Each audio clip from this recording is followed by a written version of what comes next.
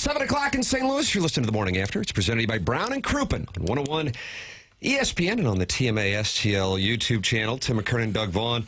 Martin Kilcoyne, Doug, is vacationing. Yeah, I heard that. Yeah. And if you look over on your right, you're going to see somebody there. I saw him sitting over there. Hello, Cam. That's Cam Jansen. I saw him. Unbelievable. How great is it to have him? What's up, dudes? What's going on? Oh, I think you're the lead story today, just the fact that you're here. The Lifetime Roofing lead I believe is so. Cam Yeah, being here? I think so. Over the big Cardinal win? I think so, yeah. God dang. What about the doggies? What about the doggies? Yeah, that'd be the third story. Oh! Did they win? Oh, no. I have to check that out real quick. I didn't mean that. You know the final score, of course. 1-0-0? Oh, no, Doug. 1-0. Oh, boy. Well, they got one. They got one. I saw them. They got one. When I went to bed, it was 1-0. No, Doug doesn't know either. Jackson, do you know? No. Oh, my Chairman God. Kurt, do you know? Know what? I'm fighting the doggies fight by myself. I do know more than you think because I do follow Matthew Rocchio. There you go. He's celebrating a birthday. Yes. Happy My birthday boy. to Rocchio. And maybe right. today, Iggy and Rocchio will bond He might have to call in. on After the Morning Yeah. After, where you're going to appear today. Oh, yeah. Oh, yeah. Woo, baby. Kate Hold made on. me into lunch and everything. Oh, my goodness. I know. That's when you've made it, when you can be on the Strode program. Correct. That is essentially Hollywood. Unless I'm doing a charity event, according to him, right? Oh, boy. Yeah. I got those texts. Yeah. 3-1 your final. Doug in Los Angeles, Carson to be exact. That's where the Chargers played for a spell. Okay. Doggies get a win. 3-1. Now a playoff team, by definition. Oh, yeah, getting in that Look at wild this. card. Look, I'm like breaking news to you guys. That's nice. We'll all go. Okay, we'll tease the third story. But the lead is Cam's here. I think it is. It's so great to have him. Cam's Well, I great to appreciate see. being here, man. Yeah. I do. I love it. We hadn't texted since like last week, Yeah. and then I'm like, ooh, there's a chance you might have forgotten, and I texted you last night. Now I start taking my sleeping pills around 9 o'clock, watch The Sopranos, and pass out. That's my move. Yeah. And then I woke up this morning and I saw that you had also passed out, but you had woken up at like 11. Yes. So what the hell's going on with you? I go to bed early. Like I knew, What, like at 4? No, I went to bed at 7. Oh, You wow. text me at 7:16. The sun is shining. Children are playing in the streets, and I'm going to bed. Kate and I, she goes to bed too, and we just. Kate goes to bed Oh at yeah, 7? absolutely. We could What go goes like on? this. Bam. And you get up at what time in the morning? You got up at 4. 11 at night. Well, I got up at 11 at night, looked at my phone. I'm like, don't even look. Oh, don't and then I look. saw I you. can't I'm do like, that. oh my God. I'm like, dang. He doesn't think I'm coming. I'm like, okay. Well, I boom. just wanted to make sure. It was just a doubt. friendly And reminder. I get that. And then there's other things. And I'm like, God. Then I didn't go back to bed for another 3.5 hours. No. Oh, see, I did that to you. weird. Now I hate that. No, but I'm weird like that. Like when the first. See, you toss and turn. Oh yeah, your brain's going. Like, what are you going to do? Do you get your notes down? Whatever it is. Like Chairman Stephen DeMunn gets up and pleasures himself. That's how he falls back asleep. I'm just telling you what these people do. it does help to go back to bed. I am tired. Here he is right But there. yeah, then you're looking at your phone because I want to get up early, kind of regroup, get everything out of me before I come here because I know you guys always talk about the bathroom situation. Don't want to do that. Oh, 5-hour ordeal. I'm like, get it out, have some food so your stomach's not going crazy. So I'm an early guy, man. I go to bed early if I have to. 7 to 4. That's still like, what, 9 hours of sleep? You sleep that much? Yeah. Good for you. Yeah. I could do that. Absolutely. But I did toss and turn. It is what it is. But I don't take sleeping pills, man. Like, I feel like I'm way more droggy if I eat sleeping pills like that. Like, I don't know. What do you take? Sudafed or Sudafed? I believe Benadryl? my doctor would probably advise me not to go through the cocktail. But I'll be happy to tell you at about 7:20 exactly. Yeah. Do you feel and the groggy? dosage. I feel great. Oh, I used to have a major sleep problem, which is why when Dr. Brandon Pryor of 100 West Dental, now it was never, what's the thing that you get when you're a little bulkier? Apnea, is that right?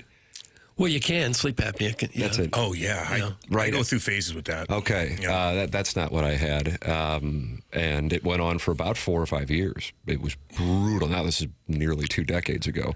So now I've found the sweet spot of the cocktail, and I'm good. But my wife struggles with it, and I feel like I went in this morning because I had left my laptop upstairs, and I could hear her rustling around.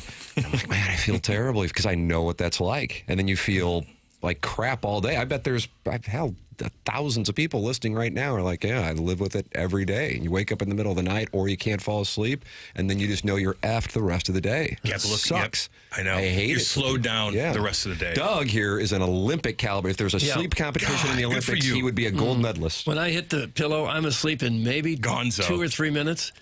Never, if I have to get up in the middle of the night, I fall right back to sleep. Happy dreams. Yeah, if any at all. I don't Good for remember you. any of my dreams anymore. Good for you. Yeah, man. I've never at any point in my life had any trouble falling Well, being as a asleep. player, like we were, I mean, all over the place with trying to get to bed, Oh, I'm sure. traveling. Yeah. If you had, Oh, God. would losses keep you up at night?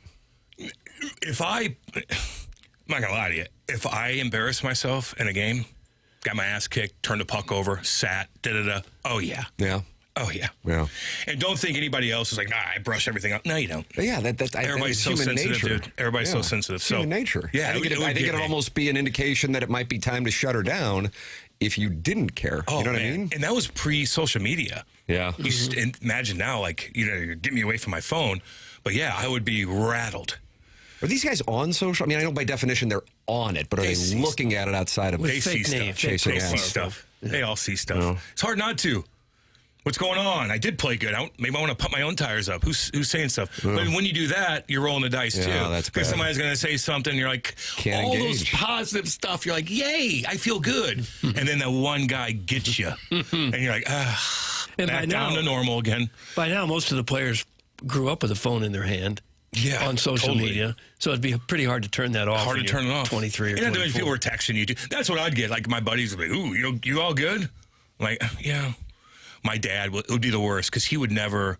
He was really good, but if he's like, "Dude, you got punked," I'm like, Oh, that added to it. You're not sleeping that night. Oh, Jesus. How about this? The Heiser House Hooligan. You can text in as well. Air Comfort Service text inbox 314-399-9646. The best thing I ever taught myself in high school was how to properly get to sleep. Yeah. I feel badly for everyone who doesn't know how to sleep. It's the number one thing to keep you healthy. That's not.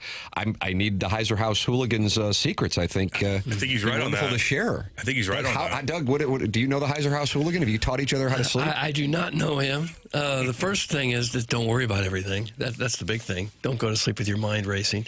Don't get on your phone. Don't get on a screen right before you go to bed. They do say that. That gets Yeah. the brain going.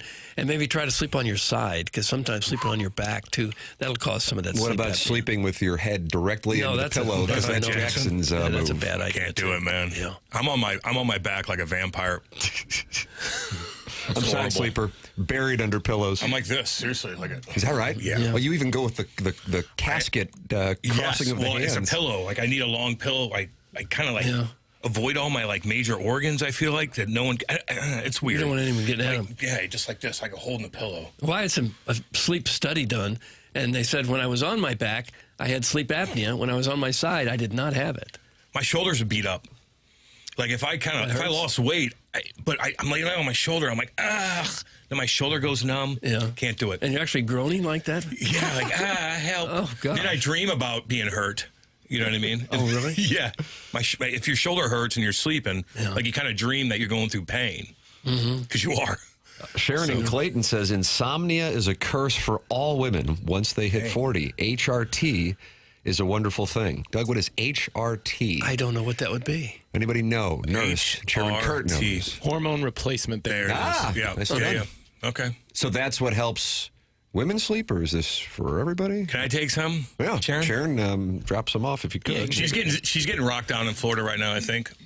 Oh, is that maybe- right? And she's texting in while doing so? Well, isn't there a big storm down there right now? Well, I she's think. probably in Clayton this time of year. Oh, okay. I could see her being in That's Idaho right. or Michigan. Yeah, Oh, you're yeah, right. they have My a bad. Michigan place, too, don't they? Yeah. She's Upper New diversified York. her real estate portfolio. It's fun. It's fun. Oh man.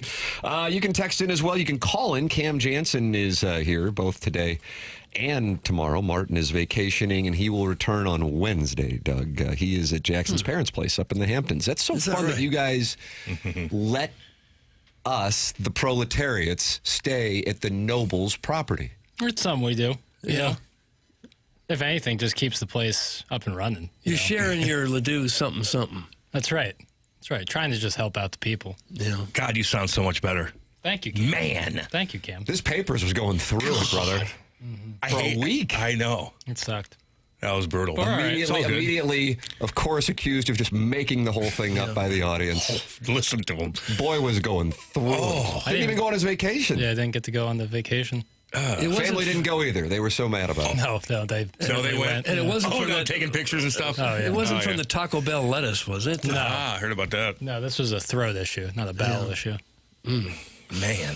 Worson Woods Wacko says, Sharon, I know how to make you sleep better. Wink, wink. That's Worson Woods Wacko. I don't know what that means. He's going to need to follow up on that.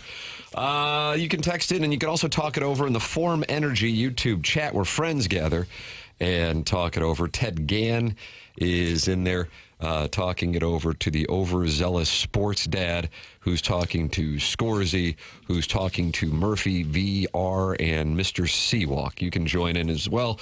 Subscribe to the TMASTL YouTube channel. 7,070 friends have. And you can go in there and talk it over each morning and watch the show. And it's also how you can podcast. We welcome you to participate by texting in, calling in, emailing in for the Design, Air, Heating, and Cooling email of the day, which comes your way on our Polos Plus dossier at 9:45 the morning after at InsideSTL.com. Doug, can you believe the temperatures we have in St. Louis? It's 66 degrees, and I've got it as July 23rd. Yeah. How about that? That's pretty sweet. 76 is a high tomorrow.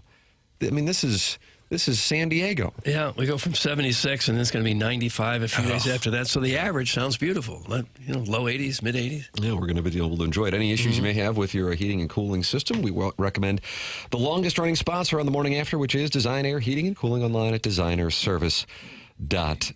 Martin's a client, Doug's a client, I'm a client. We recommend you become a client as well and work with Seth Goldcamp and his team. I've been working with them now for more than a decade, and they have been advertising on TMA for more than a decade as well. Had them out to the house here recently and was texting with Seth earlier this week. I cannot recommend them enough. It's Design, Air, Heating, and Cooling. Any issues you have with your HVAC system, designairservice.com. That's Design, Air, Heating, and Cooling. 7:12 in St. Louis. Cam Jansen filling in for the vacationing Martin Kilcoyne today and tomorrow. We'll take a break, come back with more Morning After here on 101 ESPN Live from the Stiefel Studios in our Healthcare Evolution 7 o'clock hour.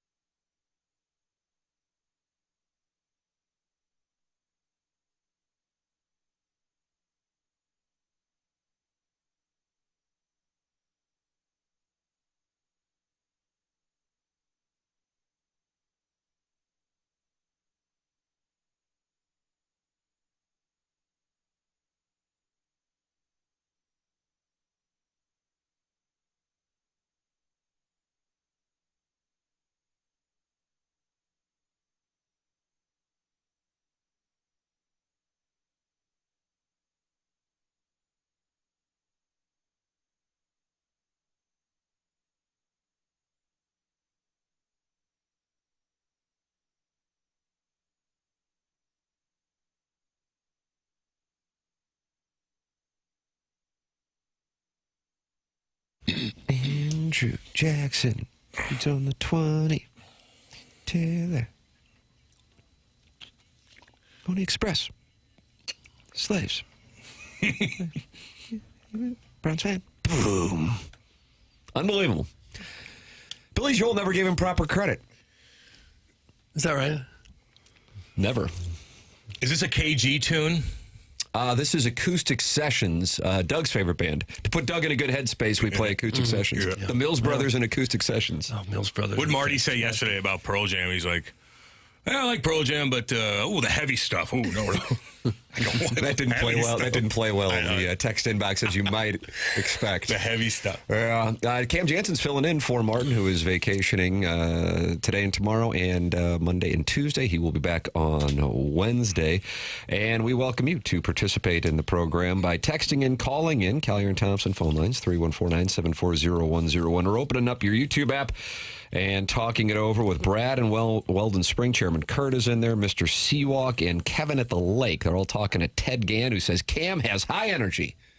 Oh, we always have. baby. Yeah. Always Oh, have. yeah, always. Do you ever not have high energy? You've got to. Well, that's why I go to bed at 7 o'clock. You know what I mean? That refuels you. Because you're Well, when out of energy at that time. When there's a camera on you, you got to perform. You know what I mean? And even like doing the 5 hours of this, whew, I haven't done that in a while. Pack a lunch. Doug loves. Doug Dude, wants I to get to did. No. 6. We got to get to 6. Yeah, That you're last hour hangs over my head like the Oh, sword of man. Damocles. Man, sort of Damocles. But at least it's when you not even working out, but talking for that long wears me out. I think more than like going to go skate with the guys. Really? Yeah, Talking that low, really? yeah. I feel like it. I feel like after I get done skating, I'm like ready to rock. Like, let's talk about something. I'm calling people on the way home from alumni games and stuff like that. After this, or after with Andy for 3 hours, like, I don't even want to look at my phone. Then I got to listen to it over again. Not that, but like that, just to make sure I. You go back and listen to I have the to. Cam and Strick podcast? My producer is really good. Maddie, I'll give you a little shout out. He knows Matt when. Rocchio, who's celebrating a birthday No. sideways with Iggy over Cameo Not him. slush funds. There's other. I call everyone Maddie, but So this guy's name's not Matt. no, it is. Oh. But it's not Matt Rocchio.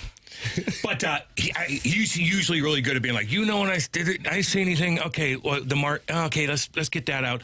But So sometimes you go through it and have him edit There's out a- things that you think are the dumbs. are just might jam us up. You know, if we can do it, we have to do it. Like yesterday's different because we were a little bit late on it because Andy was out of town, so I had to go through it pretty quick, and we tried to stay kind of normal. But sometimes he gets me, and I get pissy with him, and then we go down this weird thing, or he'll ask me a stupid question, and I got to be, and I'm like, no, let's, Connor McMichael's on, the Blues are going to listen. Let's just be cool on this one. You know what I mean? Yeah. So yeah, listen to yourself over. Oh God. Oh, yeah, I can't. Oh. I can't. Ugh. Yeah, I can't. You know. The Pope is on the line, Doug. Big Chicago White Sox fan. They're having a hell of a year, and he wants to really? talk it over. Okay. Probably reach more people here than an address at the Vatican, and he joins us now on the Collier and Thompson phone lines. Good morning, Pope. Good morning, everyone. How are you? Oh, What's we're up? fine. You? I'm on my way down to Huntsville, Alabama to play the Robert Trent Jones golf courses down there. So, exciting times. Doug, have you had a chance to play any RTJ courses in No, it's Huntsville? kind of a humble brag. What's wrong with the St. Louis courses? They just don't cut it anymore, Doug. Oh, gosh. Okay. No, I was actually calling in. I don't know if Cam remembers this, but Alan Dadeville and I gave him a ride to. I don't think it wasn't the tournament where there was the infamous bidding on people, and then Jackson shows up and had no idea. But he was playing where somebody bought to have him play in a foursome over. I think it was a Gateway. But long story short, on the way back, I had to urinate really bad, so he let me pee in his Yeti cup. And Who did? and, Jackson did? No, Cam Jansen did. So I peed in Cam, is that your Jansen's- kink, to let guys pee in your cups? And I'm not going to kink shame. Doug I might. will.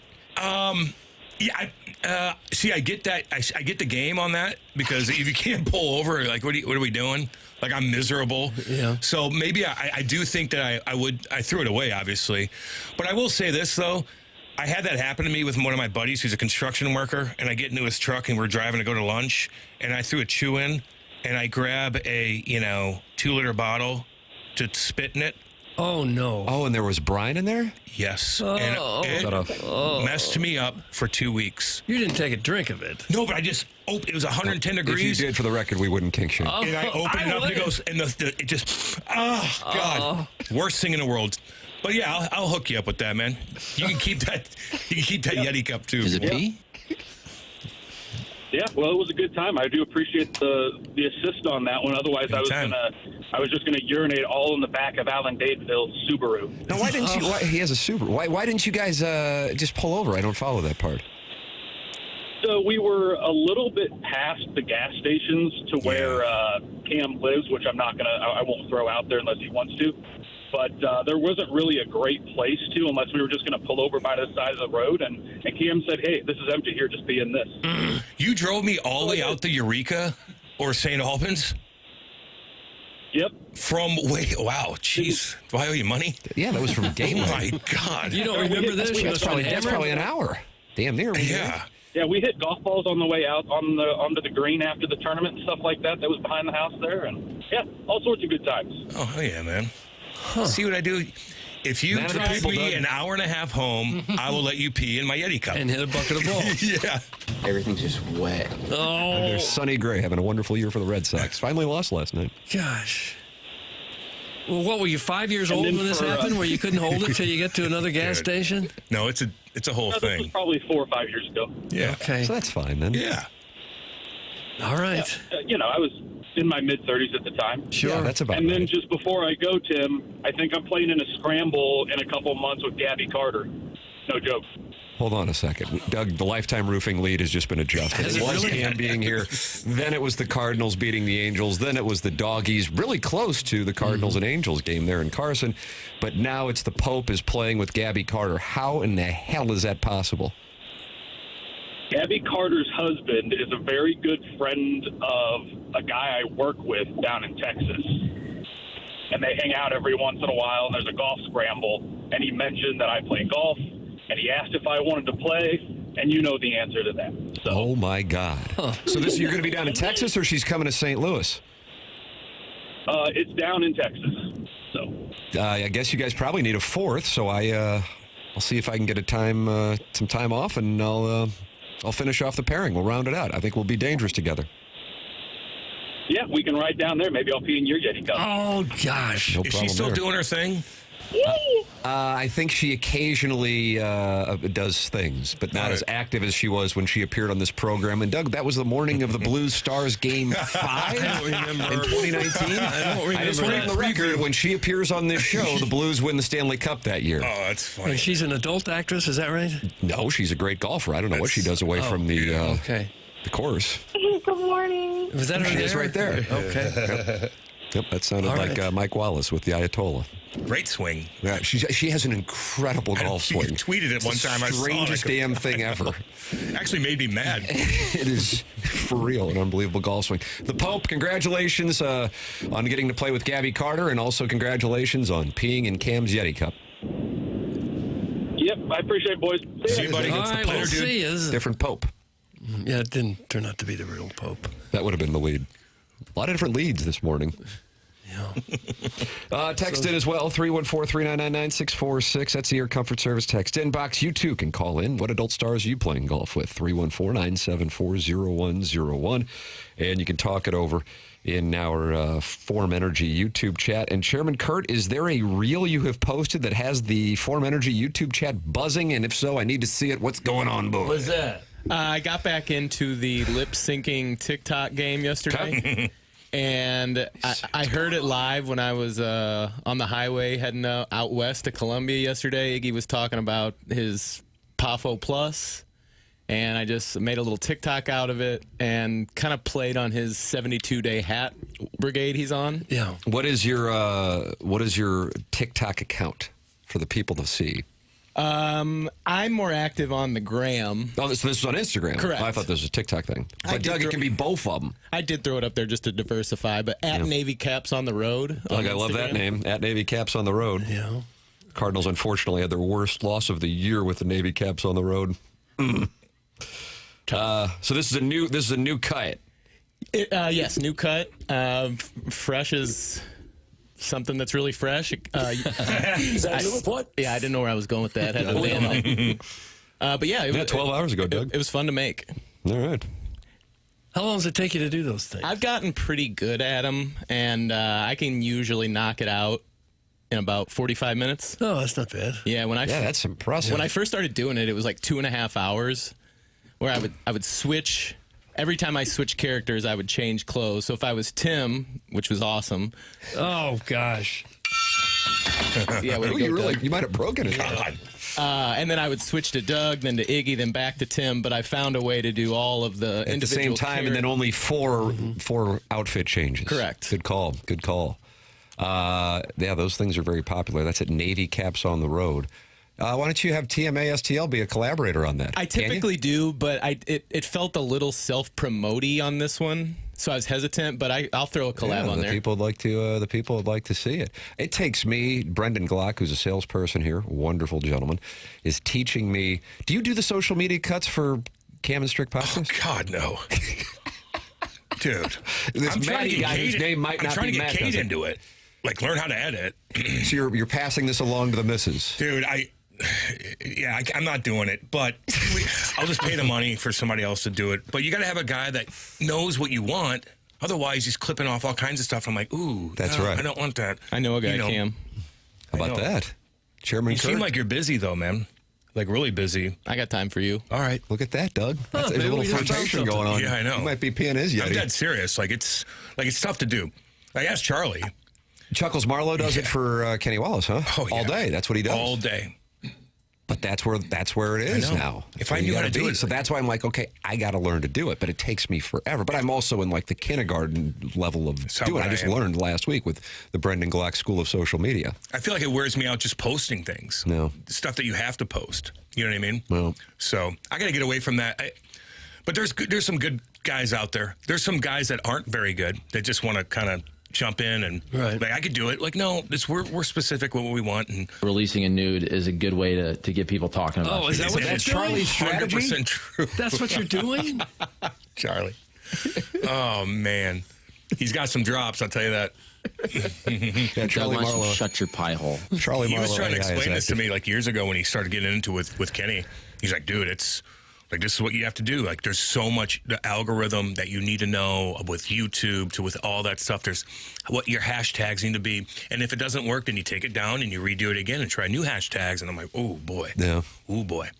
Get on it though, dude. All right, I'm on it. You know. The Brendan Glock School of should Social too. Media. I should too. Doug, get on it. Doug, you Get on. What am I doing? What am I producing? exactly. You got to have some content to offer. Well, you don't have to have a computer that has the right format. Is that the right word for it? What some computers Anything don't. more than one know. syllable just blows you up, doesn't it? I know a guy, Cam. Wow, these questions are tough. There's Gabby Carter again. The Pope will be playing with her in Texas, and it sounds like I'm part of the foursome. But not just any computer can post something on social media. I think you need to pay for some stuff, some different kind of stuff on there. You always got to download Apple first. Yeah, Download Apple. I got that. I think it's There's usually Wi-Fi, internet issues. So if you don't keep up with technology, it's gonna fly right past Yeah, you. yeah. There you go, Doug. Like in a year, Adapt it or changes. die. Exactly. You can text in as well with your suggestions for Doug's new social media campaign that he is running. I'm not going on a campaign. That would be funny. And now you can also call in, like the Pope did at 314-974-0101. Collier and Thompson phone lines. Doug said the Lifetime Roofing lead today is that Cam Jansen is here and filling in for Martin while he vacations. I'm not vacation. I just have a day off tomorrow, Doug. But I will be back on Monday. Cam will be in here again tomorrow. And then we will all be back together when Martin returns on Wednesday. But it's delightful to have Cam in here and delightful to see the Cardinals get themselves a Jim Dandy. I don't know if you can have a must-win in mid-late July, but sweet mother of mercy if the Cardinals would have wound up losing that thing in the bottom of the ninth. And honestly, there was a part of the Tam Avenue Capital Partners that were about to go bet on the Angels when it looked like Riley O'Brien was imploding yet again. Were you guys watching it live? I was watching it live. Yeah. And were you thinking they were going to lose? Oh, sure. Okay, Absolutely. all right. We're on the same page. Yeah. especially when they get two guys on and he doesn't have the control. And again. yeah, it looks like he doesn't know where it's going. But then with that next to the last hitter, Peraza, it seemed to lock in for him because he made some really good pitches to Peraza and struck him out. Then I had some hope, and then he made several really good pitches to Lowe after that too to strike him out to end the game. It just kind of felt like watching him. He didn't have it. He didn't have it. Oh, now he's got it. Yeah, it is. There was like a switch. Yeah. Mark Sweeney, who was on the call, Brad Thompson back in St. Louis, and he'll be with us at 9:30 on the Polos Plus dossier, was spitting numbers left and right, and he brought up that once Lowe gets 2 strikes on him, he's hitting 127 on the year. I'm like, man, he's got this stuff at the ready. So it was kind of like I recall watching in 2006 with Wainwright and Beltran. It was not about Beltran so much. It was about Wainwright with that curveball. Once he got 2 strikes on guys, they were done. He was going to strike them out with that breaking ball, and that's how those 2 series ended against the Mets, striking out Beltran, froze him, and against Brandon Inge, struck him out to win the World Series. And so in this case, once I heard that data, it gave me some peace, and then sure enough, he got him, and the Cardinals get a 1-0 win. And again, I don't know where this thing's going to wind up this year as far as the Cardinals in the postseason, but I would have felt a whole lot worse had the Cardinals blown yet another game that they were on the verge of winning, just like Sunday in Arizona, Monday in Anaheim, and then that would have been again Wednesday in Anaheim. Would have been really ugly to get swept by the worst team in baseball and blow a couple ninth-inning leads to do that. Would have been really ugly. But what about the start by Hunter Dobbins? Yeah, about 6 that. shutout innings, 5 strikeouts. He looked terrific. Super encouraging. This isn't fair, and I understand that, but I feel an obligation to the audience. Anytime it's a day game, getaway game, when a pitcher goes off, it's a little different than, say, like a Friday night game. For me, might not be. Everybody might have been firing on all cylinders and let's grind at bats, but I feel an obligation. The fact that game was 1-0 isn't the most alarming thing in the world. But nonetheless, number 1, the Cardinals needed it. Number 2, super encouraging to get it from him. And number 3, that gave the bullpen a little rest because the Cardinals now have this random 4:30 game today against the Diamondbacks. Ali Marmol talking about the festivities yesterday. Let's talk about, start with the Hunter Dobbins post-game sound from the Cardinal manager there, Jackie Papers. All right. Yeah, even when he got behind, he battled back in the count and was able to get out. So overall, when you don't walk anybody and you make them earn it, it usually goes your way. That was a good one. With JoJo being out, there's going to be opportunity for different guys to step into that 7th, 8th inning based on where the lane is and show what they're capable of doing. Gasty takes it today, did a really nice job. Well, I heard a little something there right at the end of the soundbite, which is disappointing. I heard a little like that. Jackson's not engaging with you today. He wants no part of you. Editing needs to be crisp. Nice haircut, Doug. Did you get a fade? A little bit of a haircut, yeah. Hunter Dobbins yesterday carving up the Angels hitters. The thing is, the Cardinals also got carved up. I was listening to the broadcast yesterday afternoon before getting home to watch the rest of the game. And Weatherholt hits that home run, and Kurt Suzuki, who you might remember catching for the World Series champion Nationals in 2019, Doug. Yeah. It's hard to remember because it was very brief, but the Cardinals were in the NLCS that year and clearly didn't belong on the same field as the Nationals. He's now the manager of the Angels. Reed Detmers, who is absolutely dealing, had allowed 1 hit, gives up a home run, a ball that I don't think anybody thought was going to be a home run over Mike Trout's head for the 1 run in the game. And out comes Kurt Suzuki, and everybody on the broadcast is like, wow, not a lot of leeway here. You have a 1-hitter, and then you give up a home run on a decent pitch. And he was gone. Cardinals didn't do much with it, but the Cardinals, for the entire game, had 3 hits. You don't win a lot of games when you get 3 hits. But they got it done because Dobbins went 6 innings. No walks, by the way. That's a big stat when you're in the spot the team is in, and you got 5 strikeouts, allowed 6 hits, got through 86 pitches to get through. And then you had what now will be the back end of the bullpen tandem until Romero is back. Soriano and O'Brien close them out.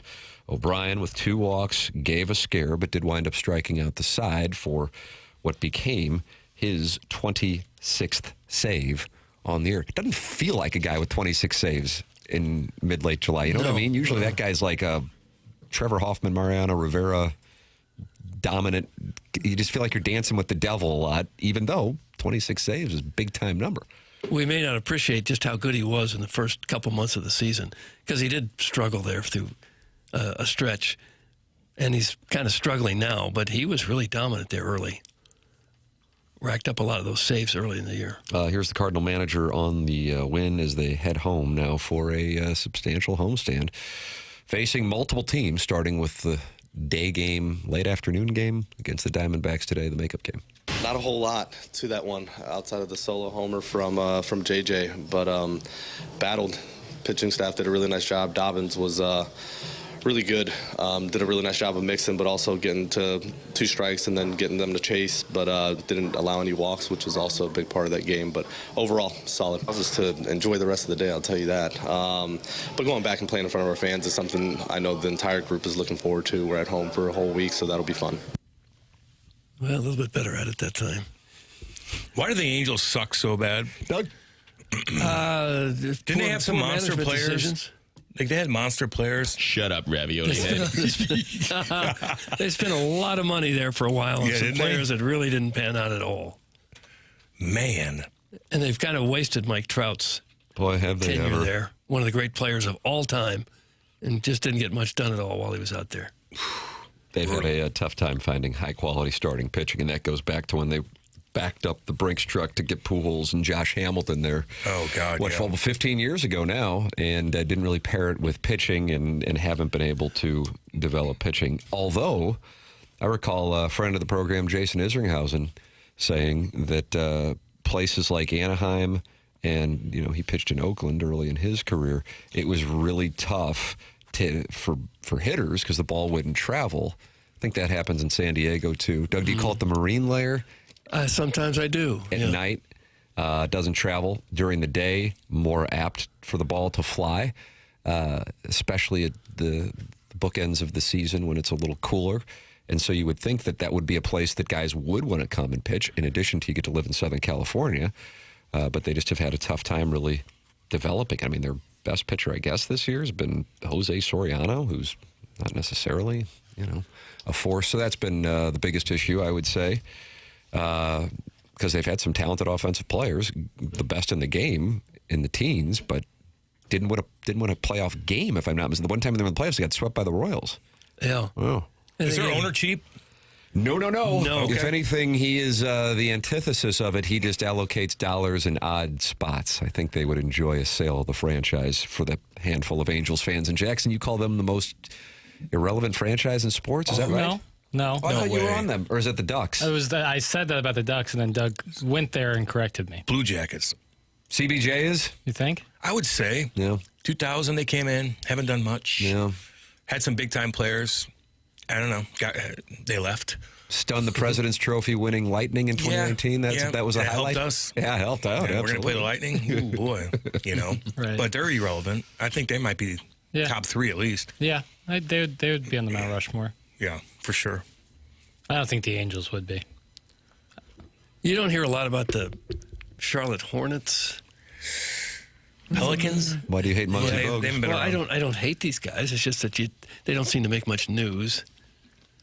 It's rare. Yeah, they might be up there. I mean, any NFL team, you're okay. Right. Even a Brown, whatever. Right. But NFL. the Jackets, ooh, man, oh man. Guys, Mike Trout is Barry Sanders / Steven Jackson. That's from the Hunchback of Vaughan Castle. Yeah. Doug, how do you like that analogy from the Hunchback of Vaughan Castle? Say it one more time. Mike Trout is Barry Sanders / Steven Jackson. Yeah. All due respect to Steven Jackson, I think Barry Sanders is in a different class than Steven and Jackson. I think Trout was too, because Trout had 3 or 4 years there where he was the absolute best player in the game. Maybe even more years than that. Did he get banged up? Jackson or Trout? Trout. No, he's been pretty durable. Really? He's just on a team that hadn't won anything. Ooh, man. But then that's the premise of the analogy. Yeah. And Barry Sanders got to an NFC championship game the year the Washington. You don't know what to call him anymore, do you? The team that played in Washington won the Super Bowl. Maybe Trout, a better analogy would be an Ernie Banks, Ted Williams, superstar player who never won a World Series or anything. Tim, who's this hot hunk of meat in Martin's chair? That's from Steven Time. Gosh. Sounds like he's a fan. And then Cam just threw up deuces to Steven Time. That's what I do. Yep. Doug, Trout has been historically not durable. That's from the 314. Well, let's look at his stats. As sexy as Doug is, Trout has been injured a ton. That's from Richard Toast. And now they want a piece of Doug. No. Well, Now they want a piece of Doug. Yeah, baby. Let's look at his One stats. question. Yeah, he's a superstar that you don't. At least I haven't gotten to see play much because, a lot of the games aren't on national TV, and I don't stay up till 1 a.m. watching the Angels play. But you do manage the prime ministers in our fantasy baseball league. Yeah, I've never had Mike Trout. I don't believe. He's Doug, missed around 380 Doug. career games due to injury. What was that, Chairman? Trout has missed somewhere between 380 and 390 games due to injury. Since 2020, he has been hurt a lot. But Sit down, Jim. he's played 16 years. And in his prime, he was playing every day from 2012 to almost 19. What do you think his he was in there mindset almost is? every Do you night. think he's just like, I don't care. I got don't money. think so. I'm chilling. I do like to try to analyze that because I do think actually you've played, so you know. I think once a number of guys get to a spot, and I also think, by the way, it's human nature, and I really can't fault it, even though I know that it's not something that fans like hearing. But you get to a certain point, it's kind of like, Corbin Burnson's character in Major League. I realize I'm going back a while. It predates Jackson's birth by 9 years. But he got to a point where he was a veteran. He didn't want to, get behind balls, hit hard at the corner because he was managing his portfolio and focus, And I think guys can get to that point. I don't think that's Mike Trout. I think Mike Trout, and there were some guys in the Cardinals, and they weren't comparing J.J. Weatherholt's skill set to Mike Trout.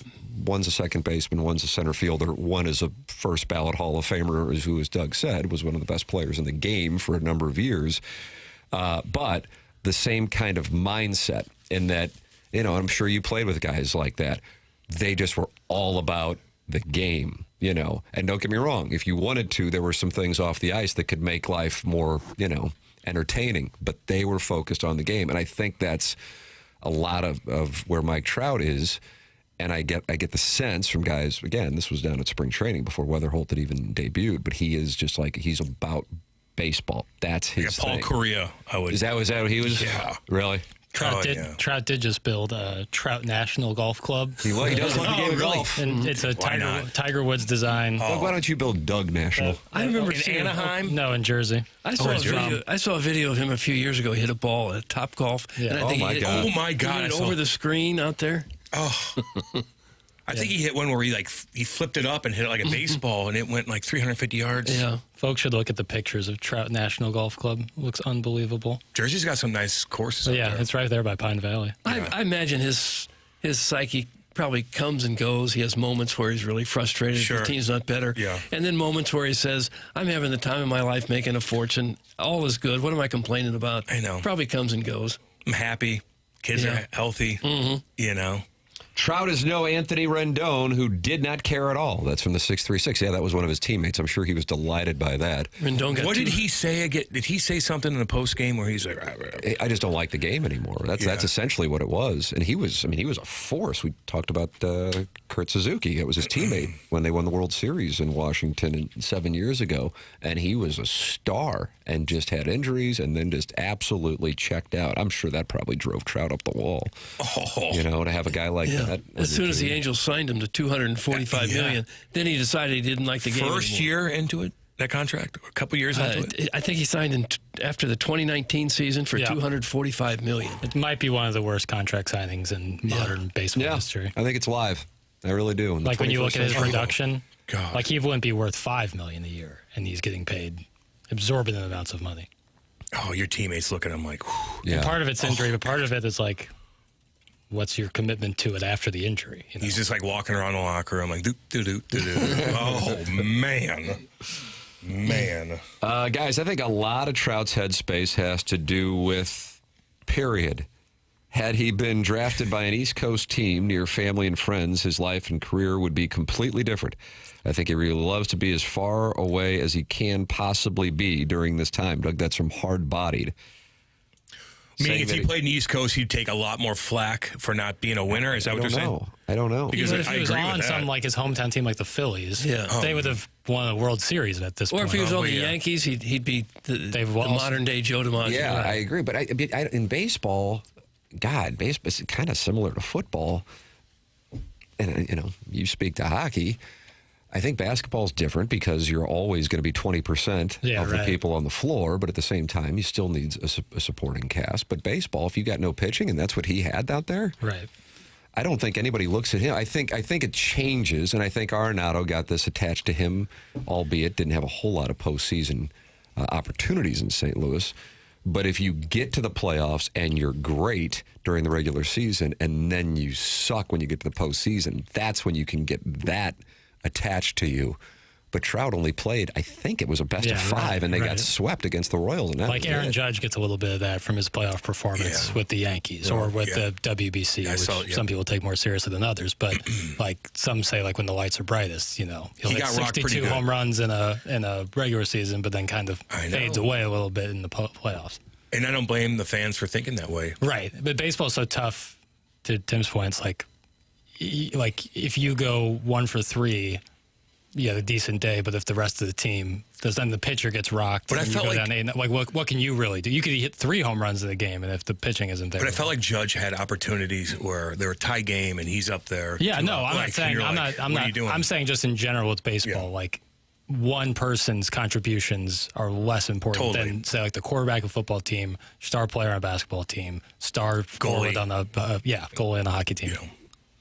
Text in your thoughts, 314-399-9646. Save the number in your phone, and you can participate in the conversation here on The Morning After 101 ESPN and the TMASTL YouTube channel. Open up the YouTube app and subscribe to the TMASTL YouTube channel. Form Energy is the sponsor of the YouTube chat here on TMA, and Polos Plus is the sponsor of the dossier here on TMA. Polos Plus is online at polosplus.com. You like the hat that little Jackie Papers is wearing, that After the Morning After hat? That's available at polosplus.com. I've got another hat that is available at polosplus.com. And if you have a business, if you have a team, and you want to work with Polos Plus, they are a local business, locally owned, run by Corey Lawson, with Andrew Hubbard, a longtime TMA listener, handling their sales and their marketing. They work with premium brands. Put your logo on the premium brands like Carhartt, Travis Mathew, Nike, Under Armour, and much, much more when it comes to polos, quarter zips, jackets, hats, you name it.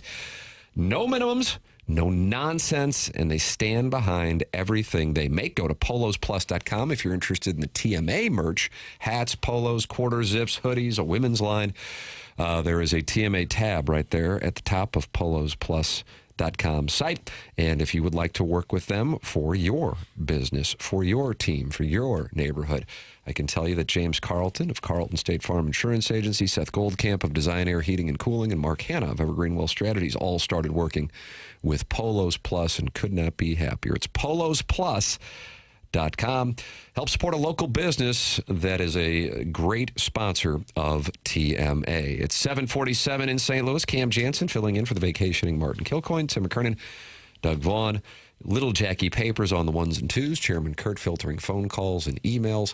And you can call in at 314-974-0101 or email in the morning after at InsideSTL.com. Polos Plus dossier, Brad Thompson at 9:30.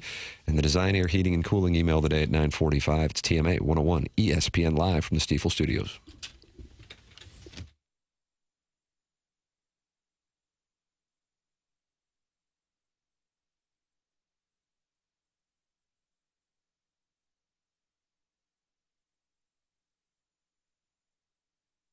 You've heard me talking about Village Bar for years. Best cheeseburger in town. Great spot in Des Peres. It's been there forever. And it really is a perfect spot for lunch with your friends or the families grabbing dinner, watching the ball game. The games are always on. In addition to Village being such a great spot for burgers, wings, salad, it's also home to 1879 Distilling. The barn out back, that historic barn, is where they've been making these award-winning spirits over the last number of years. People are starting to find out about it. So when you order a cocktail there at Village, say you want the Red Barn vodka, Red Barn rye or bourbon. You can find all of the items online at 1879distilling.com. Great idea this summer. You get invited to some friend's house, mix it up a little bit with one of those many flavors of Red Barn vodka. Grab the dark Havana rum. And just know it's an homage to the early days of the distilleries down there on the riverfront in St. Louis, continuing that tradition All of it at the great spot at Village Bar. That spot in back, the barn, also available for private events. Pretty cool spot. It's 1879distilling.com.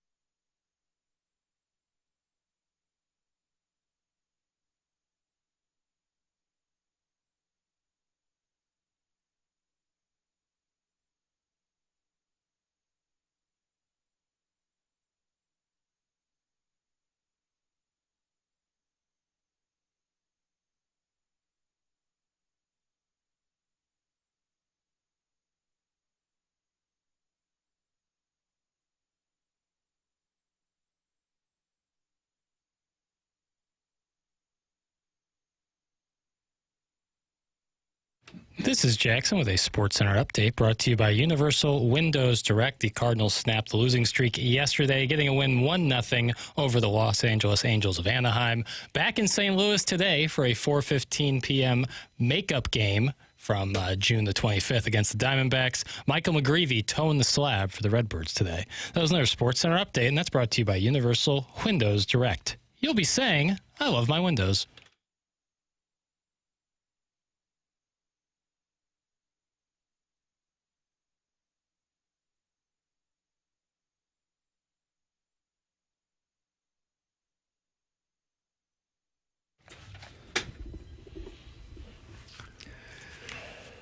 Doug, do you think of Boogie Nights when you hear this? I don't really. No, maybe I should. You should. I've only seen Boogie Nights one time, and that was a long time ago. This show prep ass. I was supposed to watch it last night. I watch it quarterly. Do you really? I've never seen it. Oh my God. I know. And that's like something I should see. You would love it. You would. Who's in that? Who's in it? Mark Wahlberg, John C. Reilly, The great Burt Heather Reynolds. Graham. Was Boogie Nights when he was a porn star? Correct. Oh, yeah, I saw it now. Okay. William Macy. William Macy killed himself. Victim. Yeah. Yeah, God. Yeah. I just watched Fargo again. It's popped up on That's so good. How you doing there, Ian, dear? I don't know what you're talking about there, Ian. Well, they put that on at the factory. There's nothing I can do. There's just nothing I can do about that. And the guys are getting so mad at him. I think he's ripping everybody off. I think it's a triple homicide there, Margie. Margie. I like Margie's husband. That's John Carroll. Lovely Lynch. man. He played Took care of her. the Zodiac killer in the film It's like Zodiac. we're living movie boy right in front of us. It really is. This is You ever seen Zodiac? Yes. He plays. Was that in the 70s? Arthur Lee Allen. They still don't know what went down with that? Correct. Yeah. I saw that. You guys found you have a lot in common right now. Odyssey? I feel like we're watching guys on a date. Yeah. Because everybody talks about Odyssey. There's so much with it, but then you see like guys on Twitter, and they usually wouldn't talk like they tweet stuff out like this. I would say the Odyssey was the best movie ever. Then it said paid programming at the bottom of the Twitter post. So I'm thinking, did they get paid to do that? So I don't know if people liked it or not. I wouldn't say it's the best movie ever, but it's pretty cool, very entertaining. Yes. Yeah. Okay. I might have to watch it. I think you'd enjoy it. Or did you do it at the IMAX? Okay. Yep. Loved it too. Yeah, it's fun. Yeah, I mean, it's a great story. Yeah. You know, character's cool and all that. For sure. Yeah. Incredibly well made. The Odyssey is total woke garbage. That's Eric in the Central West End. I was waiting for you, Eric. I was waiting. Yep. He's always standing by. Jackson's hat is sharp. Yeah, that's some Joey Vitale's Orange Scully. That's a Polos Plus. Polos I like that Andrew Hubbard. PolosPlus.com. Yeah, check it out. After the morning after, where Cam Jansen will make his debut. And you're ready to go. You're ready to go with Iggy today. Oh, yeah. Oh, yeah.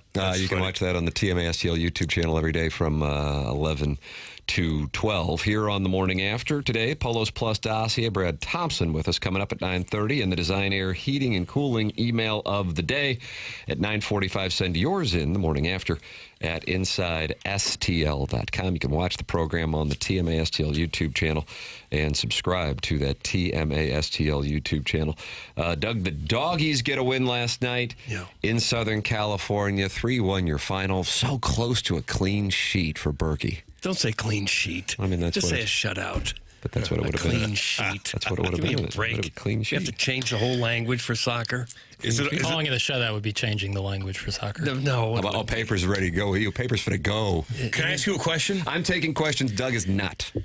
Is it different watching the Doggies after watching the World Cup? Yes. Okay.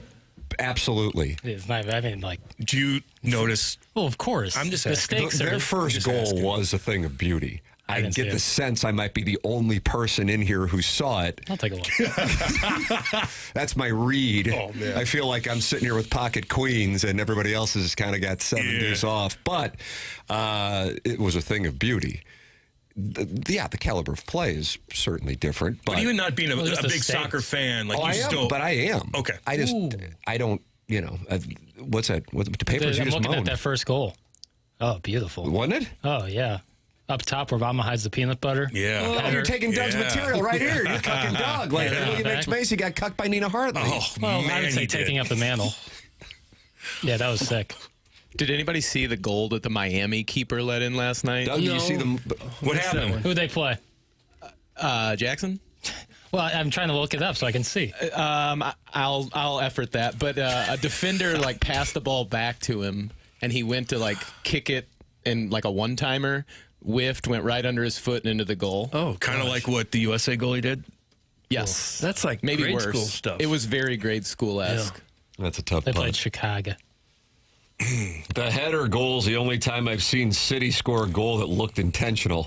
That's from Steven time. So, Doug, in all these years... Dripping with sarcasm. That's the first time he's seen a goal that seemed intentional. So now they've gone from on the outside looking into having a playoff spot. So here we go. You know what this is now? The Cardinals have a playoff spot. The Doggies have a playoff spot. This is Titletown, USA.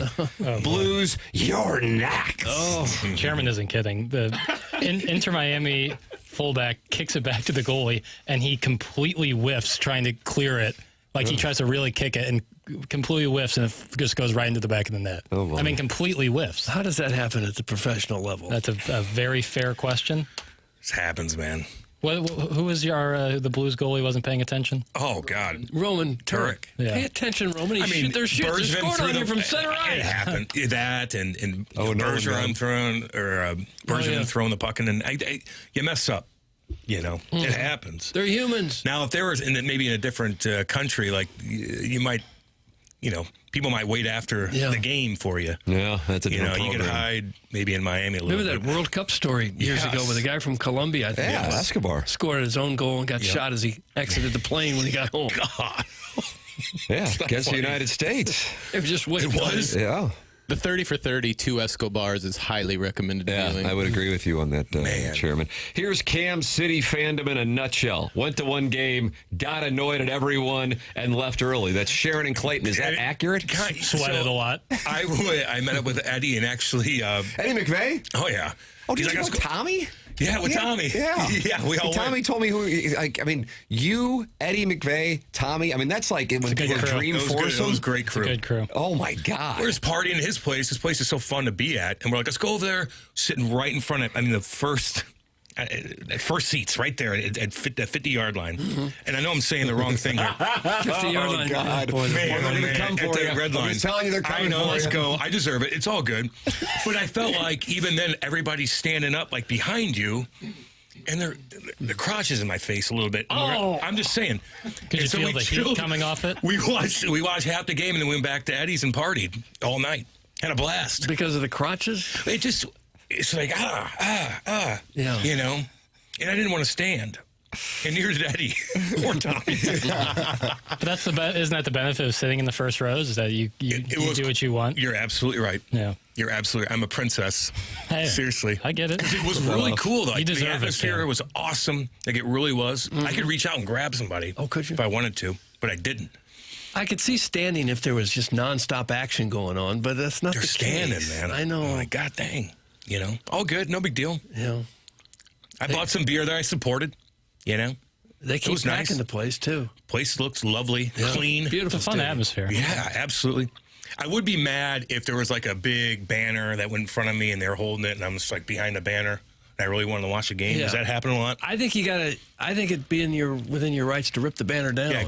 If a guy had a banner in your face and you paid for a ticket just like he did, would you do that? Like if you were paying for a ticket and you wanted to watch that game, and somebody held a banner in front of or your like face? a thing like this the whole time. Like, what if it was a kid?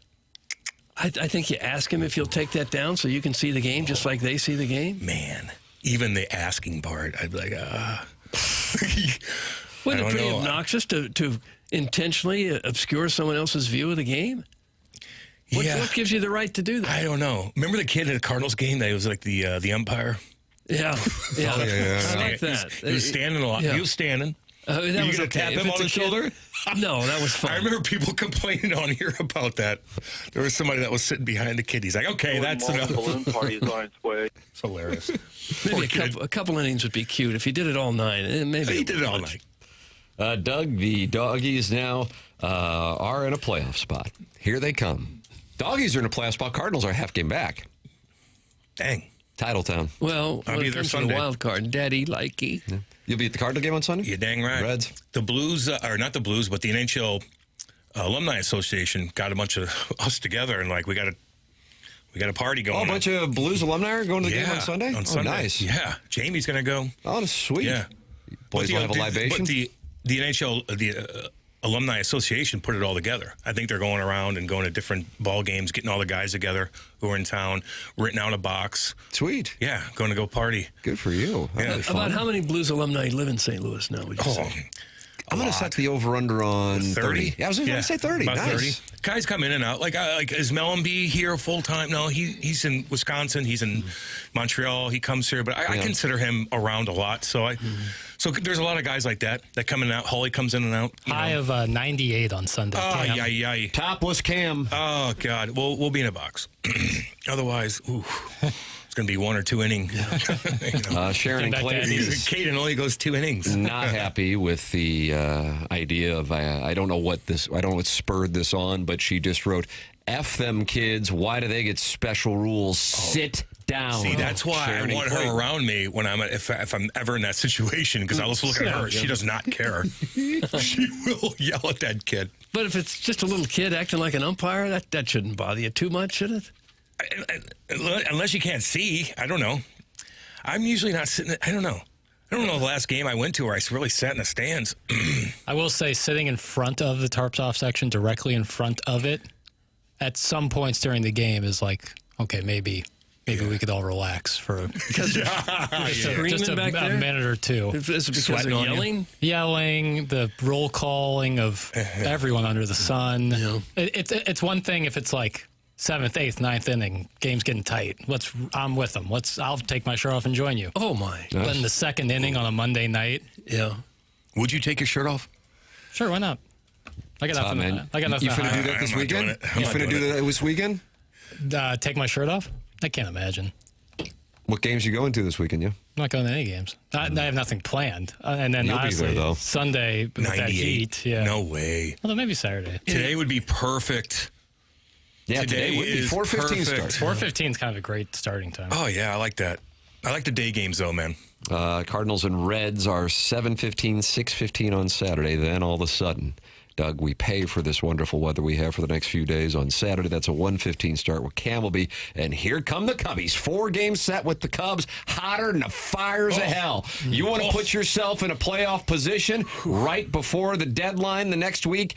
You got to get 3 or 4 against those Cubs, Doug, because off you go to the Toronto Blue Jays from there. Here we go. Feels rare to have a weekday series with the Cubs. They tend to go, now that they don't play as much. Right. They go one weekend here and one weekday. Yeah. And they do that there as well. Okay. Yeah. Sucks next year. I mean, again, I don't believe it'll happen next year, but as the current schedule, the Cardinals' second series of the year is in Chicago. If Chicago, would that be the team if you're like, okay, I want to go to the game, bring the kids, they're in town, is that like the number one team where like I want to go watch them? As far as the atmosphere goes, sure. Okay. Absolutely. Or would it be Ohtani coming in, doing his thing? I made sure when he was with the Angels to bring my older son down there because he got a chance, not that he knew at the time, but hey, if you're older and you love the game, you can say you saw Mike Trout and Shohei Ohtani. As far as atmosphere goes, a Cardinals-Cubs weekend series is prime. I think both series in Chicago this year wound up being weekend series because one was the 4th of July and then one's coming up in mid-August there in Chicago. But here, you got a 4-game weekday set. So the Cardinals now have an 8-game homestand. And, Doug, if they are going to be in the mix, it would be lovely if they could, if you don't mind, to get 6 of those 8. Can you get 6 of those 8 for me? Oh, that would be great. You got McGreevy starting 2 of them, so that's helpful. You got Palante starting 2 of them. I don't know those are words we thought we would have said at the beginning of the season, but playing the Reds, who aren't playing great. All right. I bet the Cardinals actually like it when the Cubs series is during the week. Get some bigger crowds during weeknights. Yeah. They get pretty good weekend crowds no matter who they play. Right. How the crowds have been? Not mimicking, I think, at the time, I think it's substantially dropped off, actually. The first couple months of the season, there was a real renewed energy around here for the Cardinals, and I feel like it's dropped off. But with that said, I don't think the crowds were mimicking the energy. Do you agree with that, Doug? We've gone to some games. Yeah, I would have thought that they would have had even bigger crowds there for a while when they were humming along pretty well. Walker was tearing it up. But better than it's been over the last couple of years, for sure. It got pretty desperate there for a while. Yeah, it did. Lions Choice Enthusiast has just released a 5-star play, and we're not getting 5-star plays now that the World Cup's over and Jackson was making us money. He has released this, Doug. The under tonight is the lock of the century. That's from the Lions Choice Enthusiast. I guess I got to go bankrolling on that. I did bet the Cardinals yesterday. Forgot about it. And then I opened up my account. I'm like, why do I have more money? Oh, yeah. Jackie Papers or Martin or somebody said to bet the Cardinals. Or maybe it was you, Doug. Hell, I don't know. Yeah, I said the Cardinals were due for a win. There we go. Well, I got it. So this is the lock of the century. A Lions Choice Enthusiast, if you could, you can call in and let us know why, or text in and let us know why. Meanwhile, Pele Blanco wants to text in or call in. Is he on the line, Chairman? Doug, Pele Blanco wants to set the record straight. Okay. Pele Blanco, good morning. You're on TMA 101 ESPN and the TMA STL YouTube channel. Hey, Cam Jansen's here today. What's up, buddy? Yeah. Good morning, Tim. You could stand in front of me in front of any sporting event. That would be fine with me. Because you could see over him? Is that a height thing? Is it a height thing? Is that what we're doing? No, that's not what I was doing. It's probably the worst decision I'll make all day is calling in here, because the last time I called in here, Martin said it was the worst call of all time. Oh, no. Well, that's saying something. No doubt.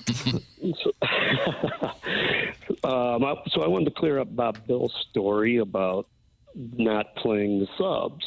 Doug, I don't know what we're talking about right now. Whose story? 15-yarder for Bill. When he said I didn't play the subs, that I said, you guys want to go? You want to go in, or do you want to win? What the hell are you talking about? Who's Bill? I think Josh Bob Bill, maybe. Josh Bob Bill shares a building with Keisha Gray in Tampa. What story did he tell? He told a story yesterday where I was his coach, and they had a game, and I asked the subs if they wanted to go in or win. Jesus. Oh, that was kind of cruel for a kid, wasn't it, to hear that? Well, it needs some context. It needs some context first. I always played everybody, but we were playing a rival. They were a house team. second last game of the season. Really wanted to beat them, so that's why I asked them, the subs, if they wanted to go in or if they wanted to win. What sport was this again? I've forgotten the story. This was basketball. Basketball. And actually, all the kids were Wolf Branch Middle School kids. Oh, led hell yeah. by Jackson Burkett's father. Yeah, as the certainly. principal. Yes. Okay. And so, what do these poor children? How do they react when you ask them if they wanted to win or play? They said we're good. We're good. They didn't want to play. They didn't want to lose that particular game. Huh. Okay. Yeah, I can see this as bombing like the last. Well, you never know. We just hadn't talked about it in a while. Right. It was yesterday. Well, yeah, but we've already had an hour and 10 minutes of a show today. No, that's true. That's true. I want to ask Cam a alumni question for the Blues. What up? Is Dwight Schofield still active in the? Yeah, I see him. I see him. He's not skating anymore, and I think he was down in Florida for a little bit. But I see him here and there. Absolutely. Okay. He was a tough dude back in the day. Big time. Still tough, actually. Skonan the Barbarian, as I remember that. He was a little before your time, though, right? Yeah, he was. He was 80s. He bounced around a little bit, played for the Blues, Capitals. He's had some really good fights. He likes the Ninja Turtles. He wears shirts like Ninja Turtles all the time. Oh, gosh. Really? Yeah. So he was in real estate, and I was a commercial broker. In AI Desco, there's a little shout-out for the Schnooks boys. But anyway, I was talking to him one time, and I was kind of a hockey nerd. I'd get the hockey news. I'd read everything about everybody. And he was like a prolific scorer in juniors. Oh, yeah. And I asked him, I go, well, now all you do is fight. And he said, I'd score a goal in juniors and people just kind of clap a little bit. I'd beat somebody's ass and they'd go wild. So and the game catches up to you too from juniors to the NHL. So I would say that he would probably want to score more goals in the NHL. I mean, that's going to increase your value and money and whatnot. I don't think anybody decides not to do it. He really couldn't believe that I knew his statistics from juniors, though. It kind of blows by. So yeah, he was a D-man. Yeah, I think a lot of these guys dominated juniors, and then all of a sudden you get to the show and you're like, ooh, I can't do what I did in juniors because I'm not playing against 17-year-old kids. Now I'm playing against that 35-year-old man with 4 kids who's got scars over his face and no teeth. Well, you know what you're talking about, so. He's a good dude, man. I'll tell him you said hey. Okay, I appreciate that, and I'll just wait for the abuse to come after I hang up now. So you won't have to wait long. Here we go. It'll come. This is the second worst call of all time. That's from the River to Pair yacht captain from the 636. Holy hell, this is the most boring caller ever. That's Brian Henshin now, Jackson's new husband. Why does this guy sound so nervous? He is positively quivering on the air. I don't know. Tell Gramps to have another breakfast scotch and call it a day. So he wants him to shut it down at 8:15. I can't tell if I like this call or if I want to jam pencils in my ears. That's from Hoosier Daddy. Okay, guys, I'm out. I'll see you next week. That's from Just Don't Press Push. So he's done for the week now. I'm embarrassed for this excuse of a man. That's from former fan page moderator Neil Allen, Craig Paquette. And Ray King is calling for his death. Yeah, a number of people are. Yeah, that's a little much. But you gotta have energy. You call in, you just got to have just a little bit more energy, and I think the people would accept you a little bit more, even if your questions aren't great. Sorry, guys. Williams' hands were shaking. Jumping off the JB Bridge now, that was brutal. So Jackson's Lone Wispy Pube, if you're driving out there, look off to the side because that's where he is. Can you imagine the police trying to talk a guy off the JB Bridge? Why are you jumping? I heard a bad call on the radio. Remember Howard Stern did that back in the day, Timmy? Remember he that? He did. He counseled a guy who was going to jump. Legit. Yes. Yeah. How about that, Doug? We're counseling textures. Yep. You couldn't possibly survive that, could you? If you tried to survive? No, I'd have to. If you did like a cannonball into the river? There's guys that listen, jump off the Golden State Bridge a lot. That's a big time, you know what? The Golden Gate Bridge is I thought they did something to try to... But back in the day, that's where guys would just go and... If you really people wanted survive to, that, you still could. That's way higher. Yeah. In horrible waters. Freezing cold. Freezing cold. Rocks everywhere. Right, yeah, it's just the waves are going to get you. You're hitting concrete. At that height, yeah. Yeah. Brutal. Some survived, Hey, guys, I wanted to call in and clarify the thing about me being an a-hole. I did do that, but here's the thing. I had a really dumb excuse for doing it, and as you can see by this call, I am now vindicated. Thank you. That's from Nordique, a hockey elephant. Gary, come back. No, you. What was that? That was the great Gary Coleman. You might know him as Arnold Drummond being interviewed on Inside Edition, and he didn't like the line of questioning. Yep. Because she's pushing my buttons, and I don't like her now, and the next thing I'm going to do is leave. So all of you. Oh, dang. My goodness, Gary. What was that? Gary, come back. No, what did he do? Did he get jammed up? Gary Coleman? Yeah.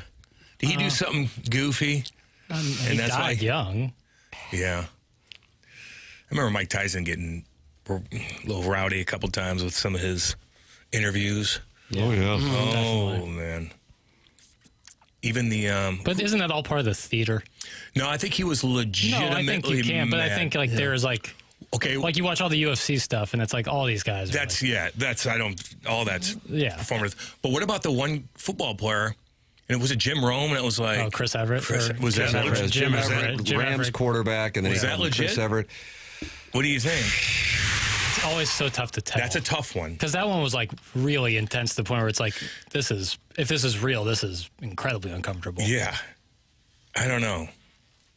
What do you think on that, Doug? You remember that Jim Rome and Jim Everett? Kept calling him Chris Everett. Yeah. Call me that one more time. Yeah, he threw him down. He said, "Okay, Chris." If I had to guess, I'd say fake. I kind of agree with you. I don't think it was fake. I don't think it was. Chris Everett. Wasn't that like a female tennis player or something? Mm-hmm. Oh, one of the greats, one of the all-time greats. I don't think that was fake. Remember when Mike Tyson did the interview with Robin Givens when she was his wife? Jesus, Murphy. She said on the interview, well, he something like he beats me. And he was like, he must have been drugged up at that point. He just sat there and didn't move. Was that Barbara Walters at their house? I think so, yeah. Oh, man. I looked up the Mike Tyson, the Jim Rome, Jim Everett, and it says the feud is still going on to this day. And that was from April 6, 1994. So they would move to St. Louis less than a year later. How about that? Yeah, I think that was legit. Jim Rome was extremely obnoxious. And he would have done that for the attention, I think. Did you like him in his heyday, Jim Rome? Just because he was kind of wild and crazy. He's kind of fun. And maybe in short doses. He made some good coin, didn't he? Oh, sure. God, yeah. Still does. Didn't Iggy call right? Yeah, he's still doing stuff. He's still doing it, but I mean, what's he doing now where he's...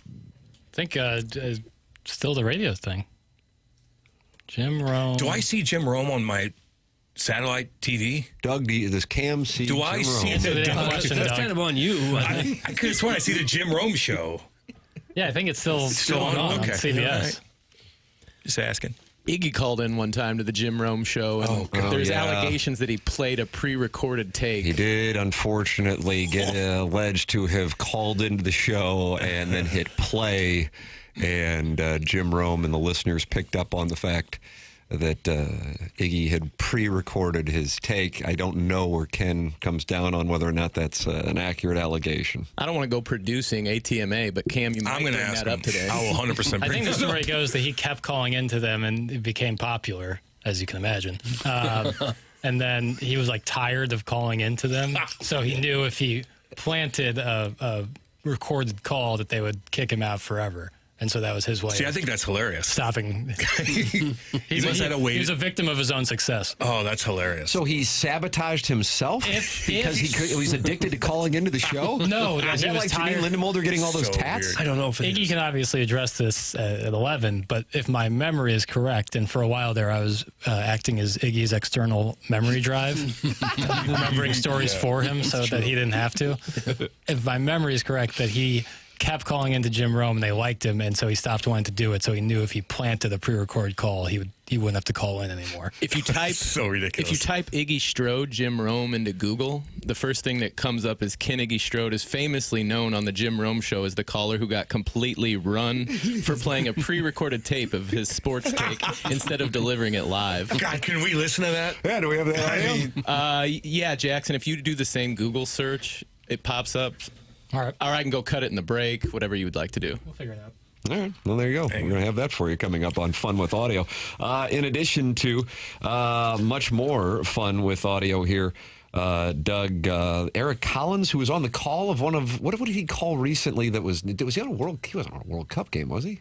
Papers? Who? Eric Collins? No, softball game. Okay, but I thought maybe he called the Cardinal game? I don't feel like we were talking about this guy. Yeah, he called something. He called like a Saturday night Cardinal game, and it was one of the rare times where people are like, boy, this announcer is... Yes, it was like universally, a Fox game. Yes, so he's the Hornets guy, and we've got another call from him. Paul Feinbaum is opining on college football playoff expansion, and then ESPN's involvement in the conversation, and then former Ole Miss coach Lane Kiffin and Pete Golding. Pete Golding talking about that relationship and as they head toward the September 19th showdown in Oxford at SEC Media Days. All of that is coming your way here on the program. The program is in part brought to you by the great James Carlton of the Carlton State Farm Insurance Agency, online at carltoninsurance.net. That's James Carlton. He's my insurance agent, and I highly recommend him to the TMA listening audience. Once you make the switch, there are two things that you are very likely to experience. Number one, the ability for James and his team to save you money, and I mean that. That is a significant thing. Jamie Rivers could not believe how much money that James and his team saved him, and incredible customer service, the best. I am so happy that I made the switch 7 years ago. I didn't realize how good it would be, but now that I am a client, I rave about James both on the air and when I'm talking with people off the air. It really is a game changer. 314-961-4800. Go online at carltoninsurance.net. If your insurance costs a leg and an arm, call James Carlton, State Farm. Cam Jansen is filling in for the vacationing Martin Kilcoyne, Tim McKernan, Doug Vaughn, Jackson Burkett, Chairman Kurt, filtering phone calls and emails. It is TMA, presented to you by Brown and Crouppen on 101 ESPN and the TMA STL YouTube channel.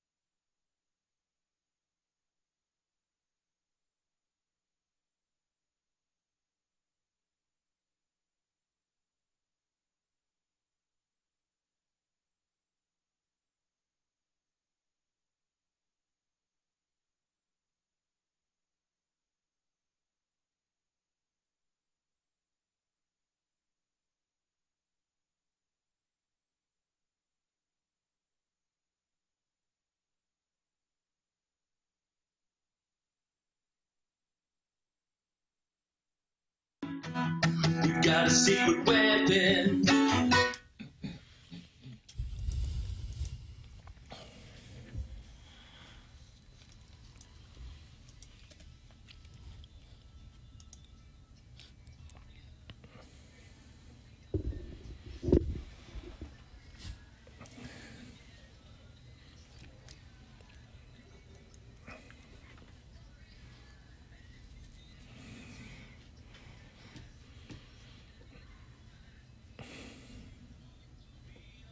Doug, this is your favorite rendition. Well, no. My favorite was the original. Laura I Branigan. think they should still be using when they win. Cam, how do you feel about that? I mean, this song puts me in a good mood. I don't mean to be dorky, but that was a fun summer. It was the greatest. I mean, got married, partied. This song is everywhere. Everybody's in a happy mood. I don't know.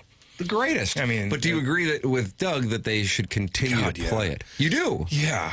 How about that? Not maybe just maybe once a game or when you win. Although I don't want to, with Steve Ewing, like, who I love too, like these guys, some good stuff going on at Enterprise Center. I like what Enterprise Center actually plays great music, in my opinion. They really do. They have a little mixture of everything. Yeah. But no, that song, man, puts everybody in a good mood. Every fan, if you hear that, you don't have to have it all the time, but once you hear that song, everybody's like, oh, I remember something fun and positive. I was at Wrigley when the Cards played there, 2 weekends ago, and the Cubs won, and the whole stadium is singing Go Cubs Go. Everybody in the stadium is saying, just having a great time. Yep. They could do that with the Blues here after every win, playing Gloria. Yeah, I agree. How about this? That wouldn't be bad either. These are now options that we can take to the Blues. Yeah, I do miss that song. I really do. And she passed away a long time ago, didn't she? I think so. Laura Branigan. Yeah. But it was her sister who was communicating with the organization during that run. Yeah. Who I think handles her estate. There's a lot of things that happened throughout that run. Yeah. Remember Young Page views? Young Page? When's the last time you talked to YP? Man, I thought he kind of fell off the map a little bit. Then I saw some pictures of him on Instagram fighting a snake in the Amazon or wherever the hell he's Didn't at. he travel here with a gerbil or something? He had a gerbil. Clip that off. He had a ferret. A ferret. A ferret, yeah. And then he had the chinchilla. Chinchilla. He marketed Are they all the same thing? It wasn't a ferret would not have been as popular, I don't think. That's a monster. The way he marketed himself throughout that process was fantastic. Like, he really did. Like, he was everywhere. I loved that guy. He just would walk in and people would, he became a superstar. Mm-hmm. And I think him and Dave got kind of pissy with each other. I'm in the process. I continue to talk about this. Yeah. Have you listened or read Dave Portnoy's autobiography? No, but I'm curious. Are you a Barstool guy? Like I like the funniest. Chairman Kurt is the funniest Chairman guy. Is I don't want to put words in your mouth. Yeah, I enjoy 90% of the content they put out. And have you read the book? I haven't gotten into it yet. I imagine you probably haven't. It's got to be interesting as hell. It is. I really. But for QFTA, which Jackson and I now record once a year, but I've had people emailing in because there was some overlap. But when we started, and some of the guys who were working with me on Inside STL, Matt Seebeck from the Doggies, Josh Baycott, Pat Immig, they were writing for Barstool from St. Louis. And actually in the book, Portnoy quotes there, I think it was Josh Baycott, who was the softball guy who in that book he cites some of the great writers they had early on, and he reads an anecdote from one of the characters that they came up with Joe Sports Fan, and that was some brilliant stuff that they were doing. And again, this is 20 years ago. But yeah, YP got sideways with Portnoy. I've only heard YP's story on it, so you never know what the other side of it was on that thing. But the night of Game 6, which I think everyone in St. Louis after the Blues won Game 5 in 2019 in Boston, I know I went down to that building thinking we were going to see the Stanley Cup. I assume you did too. Well, you don't know. See, this is where the fact that you played, you thought they were going to lose that game? Too good to be true. Really? Why didn't you tip off the Tam Avenue Capital Partners? We haven't had a good year in a long time. Once I do that, I'm wrong. Yeah. You know what I mean? Yeah, but then I would have been like, okay, at least I won a few $1,000s on my emotional risk management. No way they were going to win at home. Really? That's the thing. I don't remember who it was. It might have been your boy Maroon who said, we flew to Boston after losing Game 6, and we looked at each other and go, holy crap, we're going to go win the Stanley Cup because they're about to deal with the same crap we just dealt with. And I'm like, what did you guys deal with? And he goes, the ticket request people. Oh, my God. The party, everybody is trying to get a hold of you. Like, it's too much. I can't believe that. Even when you're playing, it's like you just kind of... Too much. Even, like, throughout the day of the game, like, getting like, just everything. I can't imagine bothering a guy who's about to play Game 6. Because this is like a once-in-a-lifetime thing for all these people. And they're like, wait, I need something. Like, you got to, and for Patty, or if I was in it, like I would try to hook up as many people as possible because I want you to enjoy it with me. But then that drains you. Yeah. It drains you. So, yeah, I remember going to that game like, no. Really? Really? So you thought that? And then even when we were in Boston watching, which Boston was, that place sucked because it just did. But, like, I'm standing next to the guys that are sitting out. Like, there's no room anywhere. Like, it's not a nice place to watch a game, in my opinion. And after the beginning of the game, I'm like, it's just going to be one of those things. But then after the first period, you're like, no. Oh, hell yeah, well, the first period. Actually, after the first 7 minutes. 10 minutes, you're like, Benner's on his game. But even before that game, I'm like, man, it's just going to be one of those depressing moments for this organization. I recorded a podcast the morning of that thing, and I'm just like, we are... I oft-times use the analogy. Doug, was it the penultimate episode of The Sopranos? I never used the word penultimate. Where Tony Soprano, and I think he's on peyote. Oh, yeah, the ending. Yeah, and he's looking out that girl into the canyon. Yeah, fun. She's fun. It's a good trip. And I'm like, as Blues fans, we have this moment, and you, as an alum, I don't know what you guys were thinking, where it's like, what happens over the next 12 hours is going to be a moment we'll remember the rest of our lives, no matter what, either this incredible high or this incredible low, because it has taken the entire existence of the franchise just to get to this moment. And now the next 60 or more minutes of hockey will be framed as the ultimate moment in the franchise's history from a high standpoint or a low, and we are about to experience, and there's nothing you can do about it. I think what was it like? What about your boys that you're with, and you're up there? What were you guys like? How are you guys handling? What do you think? We were not handling anything great. We're like, sweating, freaking out. I'm next to a bunch of different guys sitting because we didn't have a box or anything. Like, everybody's just like standing around. So you guys had seats in the middle? No, we were way up top. Looking down. That's what I thought. But everybody, like, the guys that were sitting out didn't have a box, so there's so many people everywhere. You're standing like this, or you kind of have to look and creep and see what's going on. You hear the emotion from the fans, and it was stressful. And, like, we'd look at each other like, oh, God.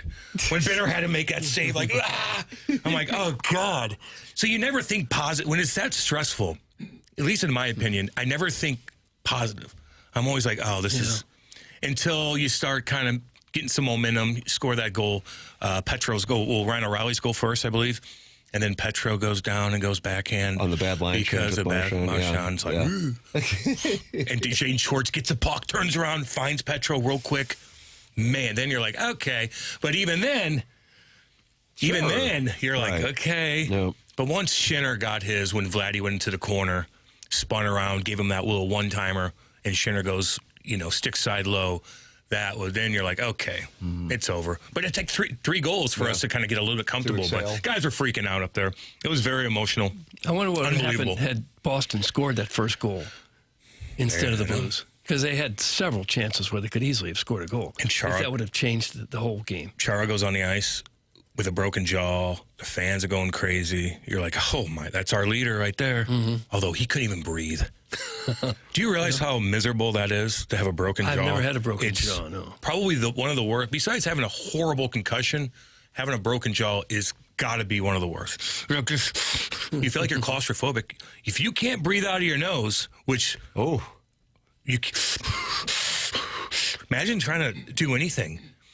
Even so, Doug, sleeping. if you have a stuffer, you might be suffocated. Think about that. Can't eat. Can't eat. Have you ever had a broken jaw?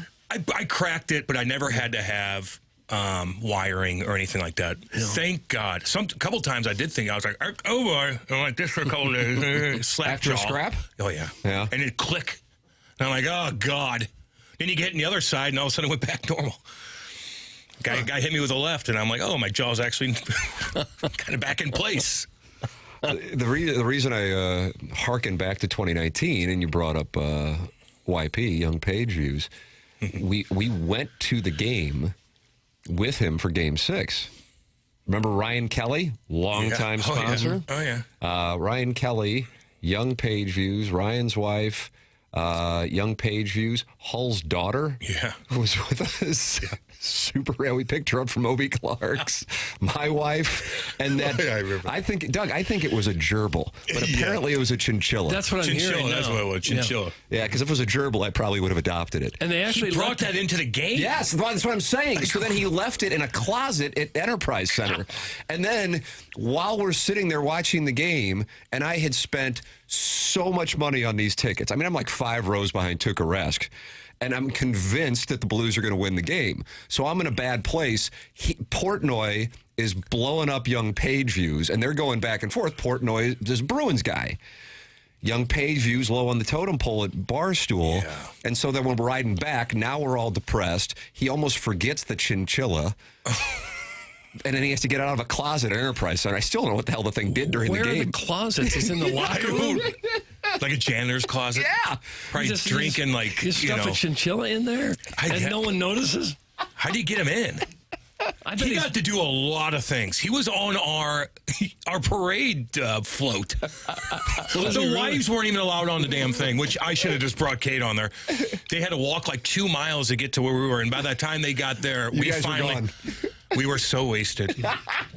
And Kate looks at me and goes, she looked around and got a golf cart and put me on it. And I didn't even get to celebrate Holly going on there.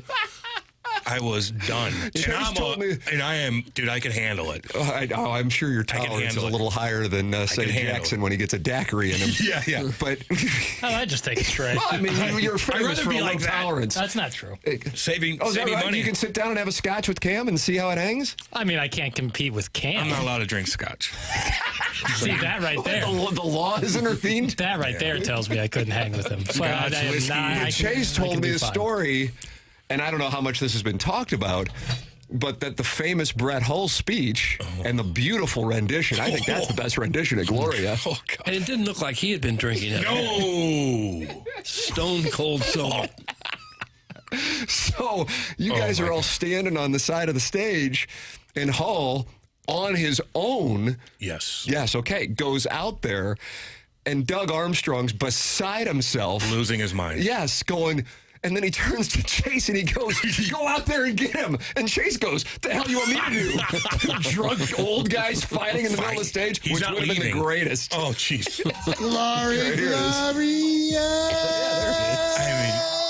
It's just everything about it was perfect. Seriously, everything about it. Mm-hmm. You remember, like the even like I think it was like Game 5, whatever. When Holly walks on the ice, he's got that look like. He is so damn funny. Oh my all-timer, God Almighty. I mean, the all-time great, and then he has that personality with it. Guys, I was at Obie Clark's before opening night the following season. YP was there, and that little hamster-looking rat was scurrying around the tables. It was the damnedest thing I've ever seen done. That's Alan Dadeville. It gets in everywhere. Are you telling me this guy walked into the Enterprise Center? He did. And they're checking him. They're checking you for knives and phones and things, but the chinchilla is okay? I walked in right with him. And he goes, dude, I'm nervous, dude. Remember how he talked? Yeah. Dude, I got to get in it. And then that thing had a name. I can't remember do you know Boris. Chairman Kurt? What? Yep. Boris? Dude, I'm so nervous. And we were out there, and I guess NBC was doing their pregame show out there. Saw Iggy's nemesis, Tirico. Got a chance to meet him, Mike Tirico. And then we go in, and we're all convinced. We are. Now, you're not, because we're convinced we're going to see them win the Stanley Cup. I can't wait. Spent a bunch of money on these tickets. Once-in-a-lifetime thing. Going to be there with my wife. Had just, when they won the Western Conference, brought my dad because he sold the Blues when he worked at Channel 11 as a salesperson, and so I wanted him to be able to experience that. And then we're in the car. Young Page Views is texting back and forth with Portnoy. Portnoy's all over his ass, and he's like, he wants me to blog. Blues just lost, and now I got to go back up to Boston, and I got to sit next to him while the Blues lose the Stanley Cup. It's the worst ever. He goes, at least I didn't spend like thousands of dollars on tickets. So he goes, oh, Timmy, I'm sorry, man. I forgot you did that. I'm so sorry, dude. Yeah. And I'm like, I got to go on the air tomorrow. Blues lost. Oh, man. This effing sucks. Page Views just reminded me how much money I lost. I got a gerbil next to me, and not in a good way. Oh, I know. Oh, man. I think Portnoy at one time, I think he was sitting up in the 300s at Enterprise. And a guy with a towel the Blues scored in one of the games, and the guy with the towel behind him goes, well, bam, and hits him in the head with the towel, and it goes and smacks him right in the eye. And I'm like, oh, God. So now he's blowing up how bad the Blues fans are. Then it got a little crazy, so I don't know. Jeez, Lord. And he said he was assaulted in St. Louis. Yes, he said he's made a huge deal out of it. Like, oh, my God. Although, don't smack a guy in the head without, like, come on. Oh, my God. If it's okay to bring a chinchilla, can every fan bring a rodent of their desire? I don't know. He snuck that thing in and then put it in a closet where there's probably like cleaning devices everywhere. It's drinking. That's what it was. But then we were leaving because, again, he was sideways with Portnoy. Oh, man. And he was freaking out. And then, to his credit, and I could see he was in a bad headspace, and he had just kind of gotten introduced. I mean, he went from being, on the sidelines, just being a guy walking through the building, to every time he walked past somebody, they wanted a picture, whatever. And I could tell he was in a bad headspace. And kind of the counsel that I regret not giving Jackson before he put that diaper on in the Caribbean. Oh, no. I said, hey, I know this thing's kind of new to you. I said, you can't, when the people come up to you because you're in a bad headspace, you got to smile. We'll be out of the building here in 5 minutes, and then you can deal with whatever you deal with. But yes, exactly right. Because I know you're in a, but people will remember it if you're an ass. Big time. And you just gotta smile and be polite, and then we'll get into the car and it'll all be over. And then you can deal with what you're dealing with Portnoy, and we'll find this gerbil. We will not leave this building until we find this gerbil. Some janitor was probably dealing with it. Opened the closet to pick up a spill and got bit by a giant rat. But the worst thing though for him is like having a boss that owns you, mad at you in that particular situation where he's I mean, if your boss is mad at you, like he's going to call you and talk to you, he's going to do a blog about you and bash you for 40 minutes, and millions of people are going to agree with him, and they're going to turn on you like that. Like, that's a brutal situation to be in, man. For me, when it comes to games where I cannot help but be emotionally leveraged, I have to watch them by myself, or in this case, with my wife, at home, and no one else around. That's me. Now, I'm not saying that this is healthy at all, but that is how I am. The absolute opposite of that would be you're sitting next to not only your boss, who's a Boston guy, but it's Dave Portnoy of Barstool, where your emotional reaction becomes content at your expense, and then you're emotionally leveraged the other way on the Blues, and you're sitting in Boston next to him, and that's what he was thinking, all while he was dealing with whatever they were dealing with. I don't know, but I know I was back there with my wife and young Paige, who's on the way home, and the gerbil, and he was on the phone with him, and he's getting pissed, and Portnoy's pissed at him for not blogging during the game. Blogging during the game. Like, I mean, if you were like, I want to work with Barstool, like, it's not easy.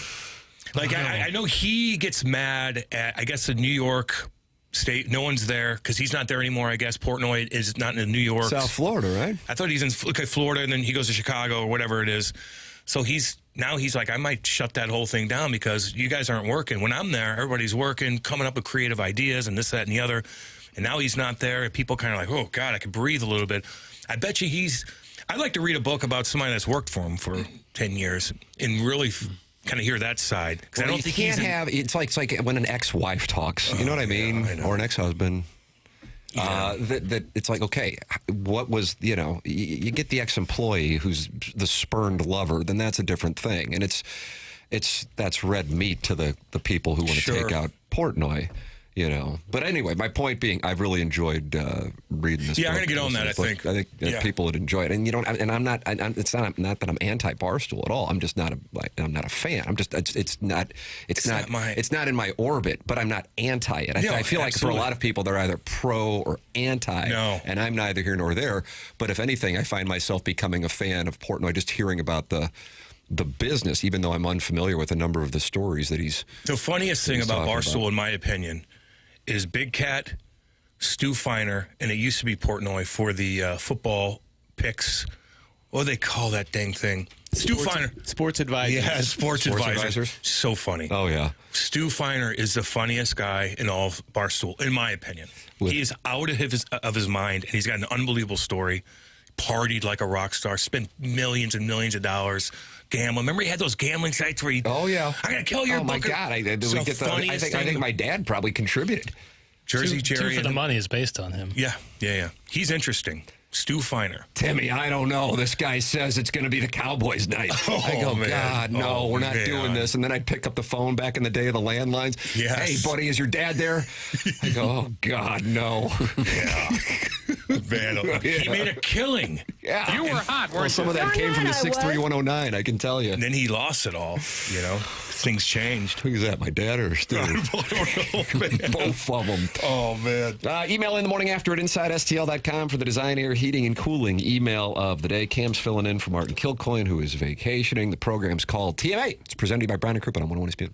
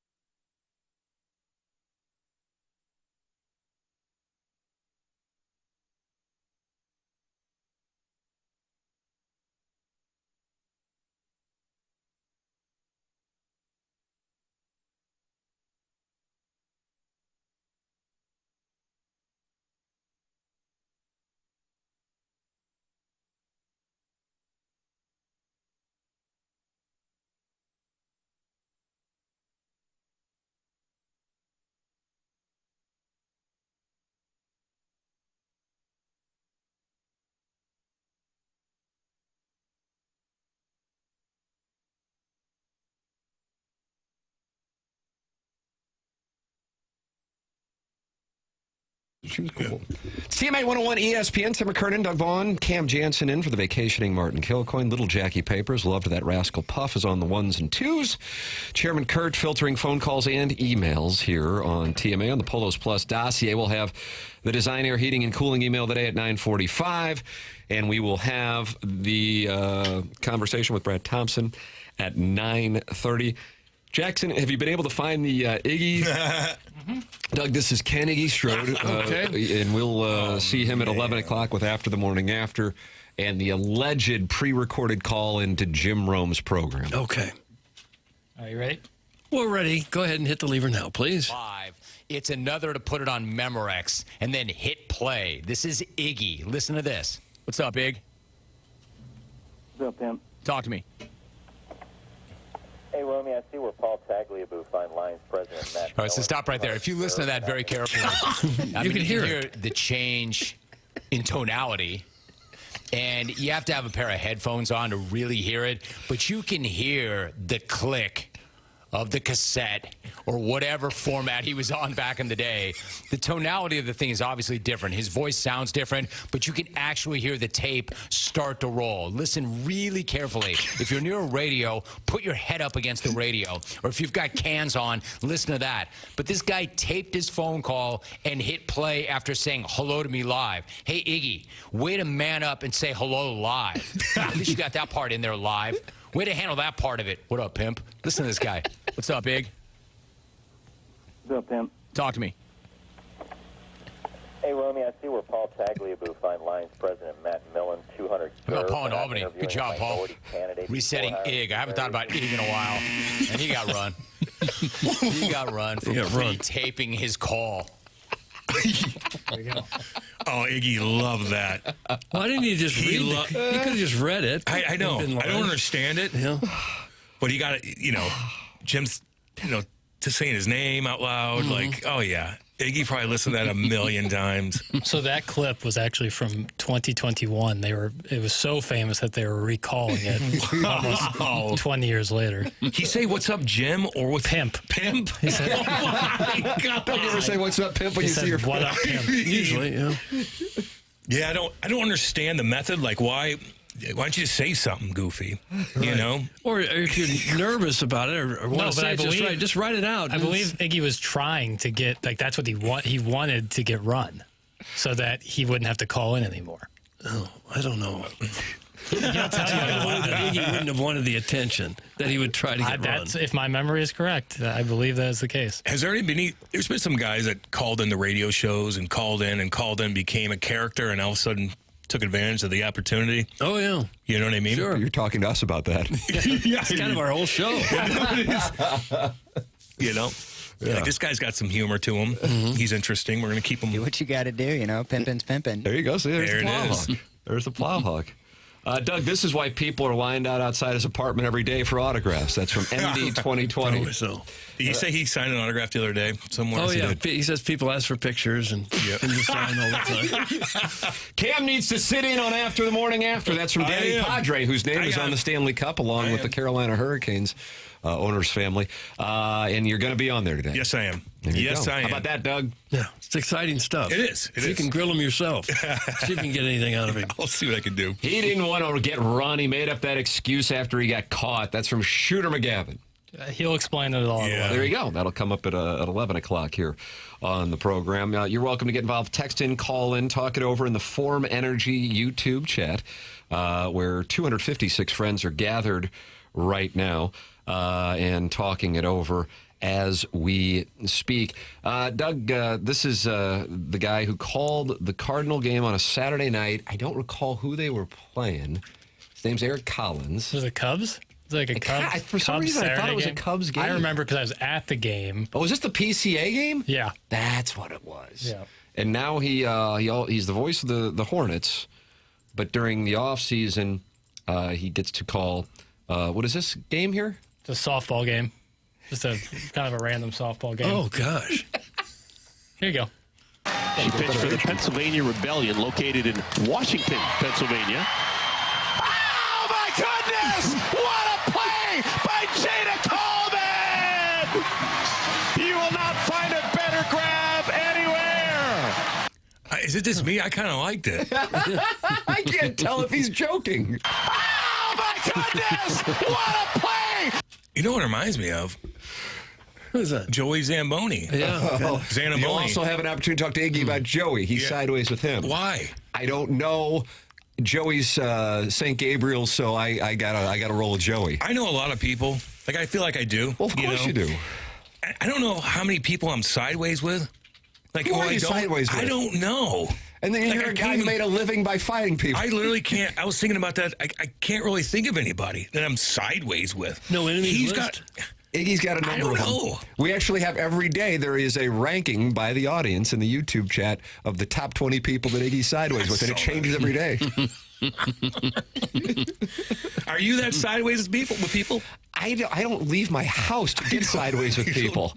I either lose money or win money playing golf, and that's essentially my life. And I raise my children, and I do the program. That's it. That's all I got going on. I know.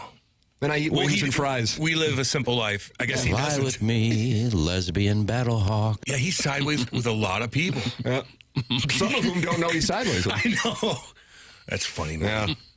Maybe today for Rocchio's birthday they can bond and they can put that and show by show we will eliminate the people that Iggy's there you with. go. And it will culminate with him and Lisa Ann bridging the gap. Oh, that'd be big. So would he get mad at her? Like, what's? You don't get into it too I'm much. happy to. I answer all questions. What was the biggest reason? Well, she got mad at Iggy. Because there's that new show that's going to be on TLC. Is it the Suburban? What is it called? Double Wives of Suburban Wives. And it's based in St. Louis. Yeah. One of whom is JR's neighbor, Erica Swings. She's down in Arnold? Imperial. Deeper. Really? Deeper. Deeper, Jeff. Go. So they're neighbors. That's correct. Interesting. Yeah.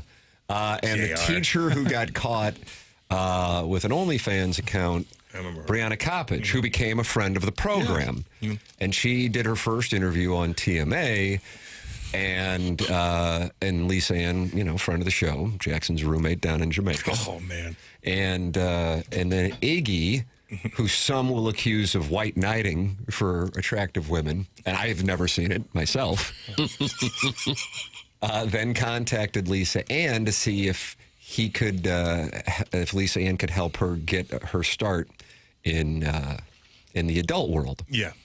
And Lisa Ann was very busy that day, and I think she was terse in her response, or maybe it was very a long text saying, hey, I can't be helping, and Iggy was irritated by that, and then he didn't respond to it, and then she came on the show the next day, and she laid into him. Let him have it. Yeah, Iggy was pissed and refused to talk to her the rest of the way. The next 4 months she was on the show. Then she went to a Matt Rife concert. Doug, do you know Matt Rife, the comedian? Sure. Yeah, you do. Handsome guy. And he was playing Radio City Music Hall. I don't recall what the circumstances were that led to Lisa Ann and her friends being, I think they were accused of taking pictures or talking or something like that during the performance at Radio City Music Hall. Yeah. So they were escorted out of Radio City Music Hall during the show. And then I think they were arrested. Yeah. And then Iggy then kept tweeting about her issues and then came up with some movie names for it, if I'm not mistaken, playing on the adult. And Lisa Ann was really pissed that he, somebody that she used to consider a friend, was kicking her when she was down. Yep. She sent me a text. We were flying out of town, my wife and I, for her birthday. This was in 24. She sends me a text, long text, saying she loves the show, she loves her involvement with the show, but she can't be involved with the show anymore if somebody is going to kick her when she's down because she's really going through it. I said, hey, totally understand. I hate that it's ending this way. Cool. And that was it. I was telling this story to Jackson, I think, the other day. Mm-hmm. And I go to bed. That was on either Wednesday or Thursday. On a Saturday morning, I wake up and she had posted that she was leaving the show on the TMA fan page on Facebook. And then it became, and I didn't really, I don't want to say I didn't think anything of it, but I understood, and it was a private thing, and she had texted me. I'm like, okay, cool, whatever. I'm out of town for my wife's birthday with a bunch of people, and poor Papers has to run point that morning. Oh, man. Yeah. Oh, man. Yeah. That was not fun. But she did get escorted out by police. And it was like on the front page of the New York Post. Yeah, I remember seeing that. Yeah. I thought that was fake. No, that was real. Yeah. I think. I mean, I don't know what's real. I don't know. But yes, that's hilarious. I'm sorry. It's so dumb. Well, of course, that's the show. Dumb. It's so dumb. But I don't blame her for being like, if that's legit, like, don't kick me when I'm down. Right. I understand. It's a shame. We'll talk to Iggy about that too. Yeah, you got a lot to tend to at 11 o'clock. You got a big show. Daddy Padre, who's texting in actively about this, was one of the people on Iggy's list. Iggy always playing too close to the sun and then throws his arms up when he gets burned, and that's baffled. That's from Daddy Padre. Oh, that's funny, man. God, is that funny? Yep, that's what happened. Get involved in the program. Many are doing so. It's 8:58 in St. Louis. Time check brought to you by Clarkson Jewelers, an officially licensed Rolex jeweler here on TMA. And you can email in as well for the Design, Air, Heating, and Cooling email today. That comes your way at approximately 9:45. Brad Thompson on the Polos Plus dossier comes your way at 9:30. You want to be careful, though, because if you get a little too dangerous with Doug, he will suspend you in the appliance discounters. Right. Yeah. Suspension log. I just worked with the Bradley family and got myself a refrigerator from the Appliance Discounters. Appliance Discounters has an exclusive deal for TMA listeners. Come in today and receive an instant 5% rebate off your next appliance purchase. That's right, 5% instant savings off their already low prices. In addition to the 5% instant rebate, you can receive other factory rebates, some up to $1,500 direct from the manufacturer. And now you know why they're called the Appliance Discounters. Huge savings, locally owned, next day delivery, 18 months interest-free financing, all from the #1 largest family-owned appliance retailer in St. Louis. Visit any of their 7 area locations in Afton, Baldwin, Concord Plaza, Earth City, Maplewood, St. Charles, or shop online at theappliancediscounters.com. The program's called TMA. It's presented to you by Brown and Crouppen on 101 ESPN.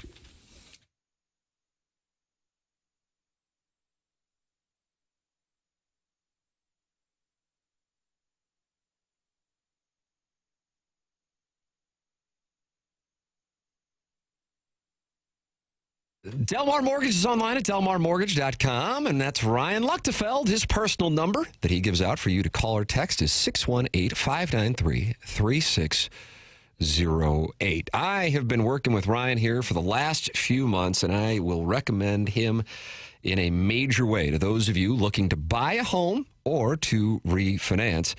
And again, I can speak to the process firsthand because I have been working with Ryan and Delmar Mortgage. It's a personal, local touch, but you're going to get all the necessary technology to make that process smooth and easy. You're going to get pre-approvals and fast-track options that are going to make your offer stick out to local sellers and listing agents. And closings can be done in as little as 2 weeks. Ryan's personal number, 618-593-3608. Call or text Ryan Luchtefeld of Delmar Mortgage, 618-593-3608. Ryan's been doing it for more than 2 decades, 13 of those years with Delmar Mortgage. And Delmar Mortgage has been around for 60 years. It's a family-owned business. If you're looking to buy a house or refinance, Ryan Luchtefeld and Delmar Mortgage, 618-593-3608. Call or text Ryan or go online at delmarmortgage.com.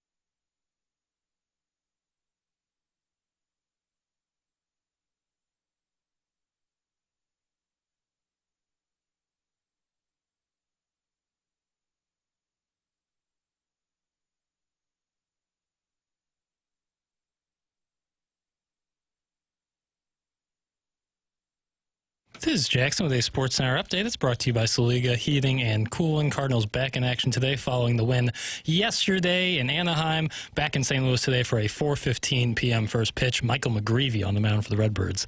That was another Sports Center update brought to you by Saliga Heating and Cooling, a Daikin heating and air conditioning dealer.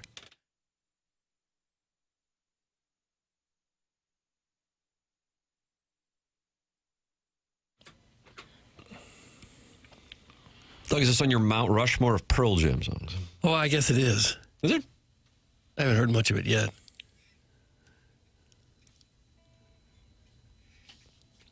Cam, your Mount Rushmore, go. Pearl Jam songs? Yep. Even Flow, Rearview Mirror. Rearview Mirror's on mine. What's a couple songs from Yield, actually, the album Yield. Doug, how about Yield? I think it's Yield, the You like a good yield on a french fry. Well, absolutely. Who's the band that's saying, like, Surf's Up? You know, the band in the 70s, the Beach Boys. They had a song on there about a girl getting in a car accident, and then Eddie Vedder redid it on Yield, and it's fantastic. Forgot what it's called. And then I like Yellow Ledbetter. Yellow Ledbetter's on mine as well. Don't know what he's saying. I don't even want to look at the lyrics because I have what he's saying in my head, and there's nothing. And if I look at the lyrics, it might ruin the song for me. Doug, that guitar riff, one of the most famous of all time. Is it really? I don't know. I'll go Rearview Mirror. I'll go Yellow Ledbetter. Spin the Black Circle was cool too. I was going to go with Vitalogy. Black. Oh, Black. Just because I feel like a number of people I know had a significant moment in their life with that song on. You ever meet Eddie? I have not, but I remember being at the show in 2009 at Enterprise Center. Were you at that? Yeah. Were you? Yeah. And out of nowhere, Joe Buck was at the show, friend of the program. If Joe's listening. It'd be great to have him recount this because he's gotten really close with him. And Eddie, I think, saw him or knew he was there and shouted him out. They didn't know each other at the time. Joe was just like, as a Pearl Jam guy, this is the greatest damn thing ever. And then I think in part because of that, they started catching up and became super close. Like, I think they've hung out a bunch over the last couple of decades. And so how about this? So there was this 1 week where Joe and I did a show because Joe was interested in getting into podcasting, which in 2026 sounds cliche because everybody's in podcasting. Mm-hmm. But this is 2012. And producer Joe, of our longtime producer here on the program, also has a landing strip, had an idea for a podcast. Tip of the cap to Joe. It was his idea. And we brought it to Kachuk. Kyle Loesch, who was, of course, with the Cardinals for a number of years, and somebody, Joe Buck was the other person to raise capital and also have some involvement. And Joe said, well, I'm not just interested in putting money in, I'm interested in being on it. And I go, well, if you're interested in being on it, that totally changes the deal from just me and producer Joe sitting here doing something. And so he goes, well, let me test it out and see how I like it, because he was coming off that thing with HBO. Yeah. And the issue with that, I think, I mean, the Artie Lang thing is the most famous part, but I think from his standpoint, I think he had to like book the guests and then fly them up to New York. Yeah. It's a lot different than doing a show and you and Strickland are getting guys on Zoom. Now, hey, you get them in studio sometimes and it's great, but but you got to, if you had to fly all your guests, you can't do it. So we did it on KFNS for a week. And we got this guest list. It was insane who was on that show that week. John Hamm, Paul Rudd, Gretzky, Alex Rodriguez, Bob Costas, Aikman, Howie Long, Charlie Sheen coming off of his bender with the Tiger's blood stuff. And Heesh. I don't think we were able to get Ann Heesh. Yeah, you couldn't get her. So Joe texts Eddie Vedder because he's become friends with him, but not like as close as I think they are now. And again, if Joe's listening, I feel like he's going on the effing Hall of Fame this week. I doubt he's listening. Yeah. But anyway, sometimes he's listening. He texts during the show. So he goes, I'm going to text Eddie Vedder to see if he'll come on. I go, I'm just along for the ride here. I'm used to interviewing Gabe. I'm thrilled with any of this. And so Eddie Vedder sends him this text, this long text, and I'm like, this is the greatest thing ever, because you get a peek behind the scenes. And he said something like, hey, JB, thanks for reaching out. He goes, man, normally I absolutely would come on. Love to do it. He goes, but I'm in the middle of writing songs right now. And when I write songs, I go to a really deep, down low place. In order to do it the right way, I can't come up for air. Wow. And he's like in this spot when he's writing music that he doesn't want to come out of the spot because otherwise he can't get it all out. And I'm like, oh, God. Man, I could see that. Yeah. Like Stephen King used to do that back in the day when he was writing books. Oh, yeah. But I met Eddie in 2009. That show, I think I told this before, I just walked underneath, and I think one of the trainers knew he was there, and I walked in to his locker room. He had his own in one of the guest locker rooms, sat down with him, wrote out the smoking Winstons with him. I brought in... You were smoking Winstons? I brought in Doug, an NHL player was smoking Winstons. I brought in a jersey for him and 5 sticks. So you just wandered in? Yes. What the hell? I'm telling you. And were you with anybody? Kate. What was he doing in there? Getting dressed? He's getting dressed for the show. So you just walked in. We did it's you, Kate, and Eddie Vedder. And a couple trainers that were down there. And yeah, I hung out with him before the show, smoking darts, and gave him this jersey. He brought it up on stage, but it said Pearl Jam 10. I thought I was clever. I should have just gave him my jersey, so everybody thought that was Andy McDonald's jersey. And I'm like, no, I should have put 55 on that damn thing. But I thought it was clever. Pearl Jam 10, I guess that was their first album. But he was cool.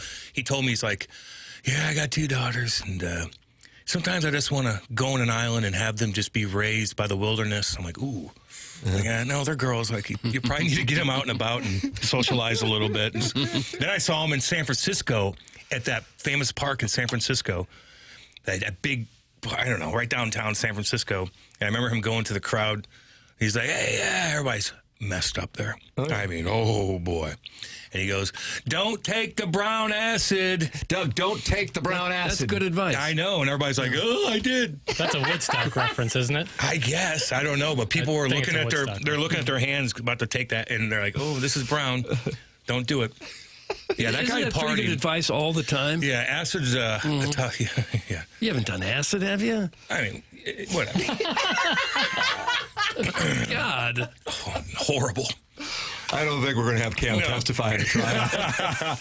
And there's a lot of drugs that came through Eureka. I mean, it is what it is. You're on Highway 44, man. Comes up and down. I live on Highway 44. I'm just telling you. I don't do acid. Not doing it anymore. But yeah. I didn't do it that night. I didn't do the brown. It's like anyone who lives off Highway 44. I'm just telling you. Doomed to take acid. People say they never saw. There was all kinds of drugs in high school. I mean, all kinds. Yeah. All kinds. You know? I imagine a lot of guys huffing. Huffing? Like what? The spray? Yeah, whatever. On your computer? Whatever they can get their hands on. Yeah. You know, you're young, trying to. I don't know, man. You look back on it like, oh my God. Brutal. Let's effing go, Cam. Let's party. It's in the 314. Good God. Cam and I did acid together a few years back. No, that's in the closet. No, you didn't. No, you didn't. Don't knock it till you try it, dog. That's from Kurt's former coworker. You know what? I'm not going to try it. No. Yep. No. They are sending the texts in at 314-3999-646 here on TMA 101. ESPN and the TMA STL YouTube channel. And Doug, the SEC Media Days are going on. Okay. Eli Drinkwitz spoke on Monday. Yesterday, Pete Golding spoke. Pete Golding is the coach at Ole Miss after Lane Kiffin left. And this is what he had to say regarding Lane Kiffin. By the way, Pete Golding got applause after he did his media session yesterday. Oh, did he? How about that? I think people are really high on him. I knew that people were high on him just because he was Kiffin's replacement and the team did what they did in the playoff. But I did watch. I watched his presser yesterday, and it was endearing, and it certainly was straight from the hip. Here is Pete Golding. I have no ill will towards Coach Kiffin. He texts me on a regular basis, and there's certain things that we'll talk about, and there's certain things that we don't talk about. He's very competitive, just like I'm very competitive, right? And so obviously a lot of this went a different direction when now he had a new job with new responsibilities, and he's going to be super competitive to be the best that he can at that job, right, which is his job. And so I can separate the two. I know some people can't. So, you know, I tell a lot of these people, and I probably shouldn't say this, but I don't care. All right. Like I told an Ole Miss group the other day at 21, I said, all right, in 2021, if you said you could look in 2025 and you're about to be 11-1 and go to the playoff, would you take it if your coach was leaving? Hell yeah. I was like, you would. Everybody won from it. It's okay, Keith. Like, you made a great hire. You did a great job. Every place isn't for everybody. That's coaches, that's players, that's your job, that's everything. And that's okay, you know? And so throughout the process, I'll be the first one to tell you, I told him I always think he was dumb if he was to leave. I wanted him to stay. That was a selfish decision because I love being the DC where I was at, right? But he decided what was better for him and his family, and that's for him to decide. So I have no ill will towards him at all right? Wish him the best of luck. We play him like every other SEC team, and we're going to both show up and spot the ball and play. So I talk to him on a regular basis, but no ill will at all, right? And really appreciative of how he treated me and my family. And then this created an unbelievable opportunity for me as well on top that I really wasn't looking for, but so appreciative to have. Doug, I bet your favorite part of that was we're going to show up, spot the ball, and play. Yep, I do like those cliches. He's only 42. Yeah. Oh, man. Young coach. 20 years he's gone from Delta State to Tusculum, back to Delta State, Southeastern Louisiana, Southern Miss, Texas, San Antonio, then Alabama, Ole Miss, and now the head coach at Ole Miss. That's right. Jeez. September 19th is the day. LSU, Ole Miss. Lane Kiffin in returns. Oxford, yeah. Oh, that'll be one. Yeah, that's one to keep an eye on. And Missouri takes on Troy that day. Well, fighting for viewers. You got to have a couple of gimmies. How many they got this year? You hope that's a gimme. Boy, if it's not. 2. Okay. UAPB and Troy. What they have last year? I feel like at the beginning there was a 3. Okay. 3. Yeah, it's just kind of the way that they went out east a couple times or something. They go UAPB at Kansas, at home against Troy, and then at Mississippi State as the SEC schedule starts up. Yeah, November 7th in college football is the day. That's got everything. Don't get me wrong. The one that I think if you said to a college football fan, what game outside of the team you pull for do you want to be at this year? I think the one that would win, do you agree, is LSU, September 19th, yeah. LSU, Lane Kiffin going back to Ole Miss. Oh, yeah. That would be... Might be the toughest ticket all fall. I can't wait for college football. These are the dog days. It's depressing. It's so hot. I want football and hockey, baby. About 42 days away from Missouri kickoff. There you go. November 7th, Doug, you got Miami at Notre Dame. Nice. Doesn't stop there. Oregon at Ohio State. Alabama at LSU. Georgia at Ole Miss. And then the old holy war, BYU at Utah. That's also the day that Texas comes to Columbia. The day after, St. Louis University and Missouri play basketball on Friday night. I mean, papers. I'm going to be emotionally drained. Yeah. Are you going to be filming yourself? No, never again. Never doing that again? Never doing the live stream again. Why? I didn't publicly humiliate myself like that. Yeah, but what if there's sweet cash in it? Well, then that changes the equation. Okay. But there hasn't been sweet cash before. Why do you think you're humiliating yourself? I don't understand. That's kind of the whole deal. Okay. It's kind of what we do on a 5-hour I get it. Just act like a goober. It's not worth it. It's fun, I guess, but I also like to watch the game. Yeah, I know. And, in my own world, I agree. Situation, and I don't. And then you're constantly trying not to say something that'll get you in trouble. Well, that's why I don't understand how people could actually watch a game and they're tweeting the whole time. If I look at my phone to tweet, it's going to take me 10 minutes. Then you miss the game. Right. I don't know. Right. I just want to enjoy it. Right. Just get away from it. Do you live tweet during games often? No, I mean, if they score, I'll do an emoji, or I'll say 2 words real quick just to get it out there. But that's it. Just to let people know that you're I'm here. I'm awake. I'm not going to be creative. Yeah. I'm not asleep at 7 p.m. tonight. Yeah, not tonight. Doug, also yesterday at the SEC Media Days, new Florida coach, John Summerall, who seems like a delight, by the way, also, who's heading to Columbia coming up in October. A phone went off during his press conference at SEC Media Days. Take a listen. Oh, no. How things were going to unfold, and you would be kicked out of our team meeting. I swear. You're lucky I'm not going to throw this freaking podium right now. It drives me crazy. I would say who is that, but I'm not going to embarrass anybody. But no. Okay. Summerall later tweeted out that he was joking. Well, was he catching? Had people quote taken to Twitter? Yeah. Well, yeah. Well, sometimes they're not, right? some of these coaches. They kind of blow up a little bit. Oh, you know? If it happens after a loss while the coach is giving a statement, then they're not joking. Yeah. But you have to be a pretty big jerk to get upset when someone's phone goes off. Really, yeah, if you can't handle that. He was you can't just let that go. If you watch the video, I know this guy was joking, but the guys who aren't, really, you're that sensitive. Yeah, somebody's calm phone down. accidentally goes off. Doug loves college football coaches. No, they drive me nuts. No, they drive me nuts more than the other coaches. It's something else. They drive me nuts. Personality. It's become a cult of personality. I feel, and maybe I'm off on this, because you were around one of the greatest. Doug was around the Miami Hurricanes in the 80s. Oh man! So you were there for Howard Schnellenberger and Jimmy Johnson, right? I mean, there were a hand. I felt like, now maybe I'm wrong just because now I'm older, but I felt like there weren't the cults of personality in the 80s. There were some of them, but now every school, these guys kind of become gods.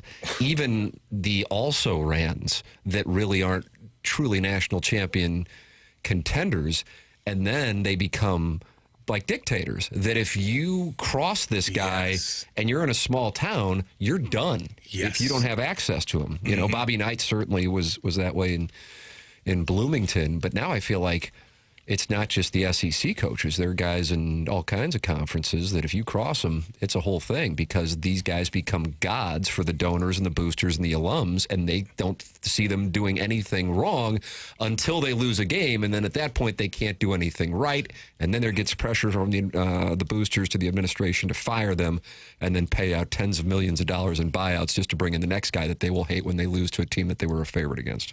And round and round we go. They all try to be characters, I feel like. Or a lot of other sports coaches kind of just try to chill, do your thing. Yeah, I'm going to say what I'm going to say. Get this camera away from me. College football, bring it on. I'm a character. I'm doing it. I'm a nice guy. And then all of a sudden they lose. Somebody says something goofy. Now, what are you now? Different thing. Oh, my God. And they're all making so much money now that even if things go off the rails and they lose their job, they're still set for life. Paid I mean, it's a good gig. Oh, it is. Besides being a quarterback in college football.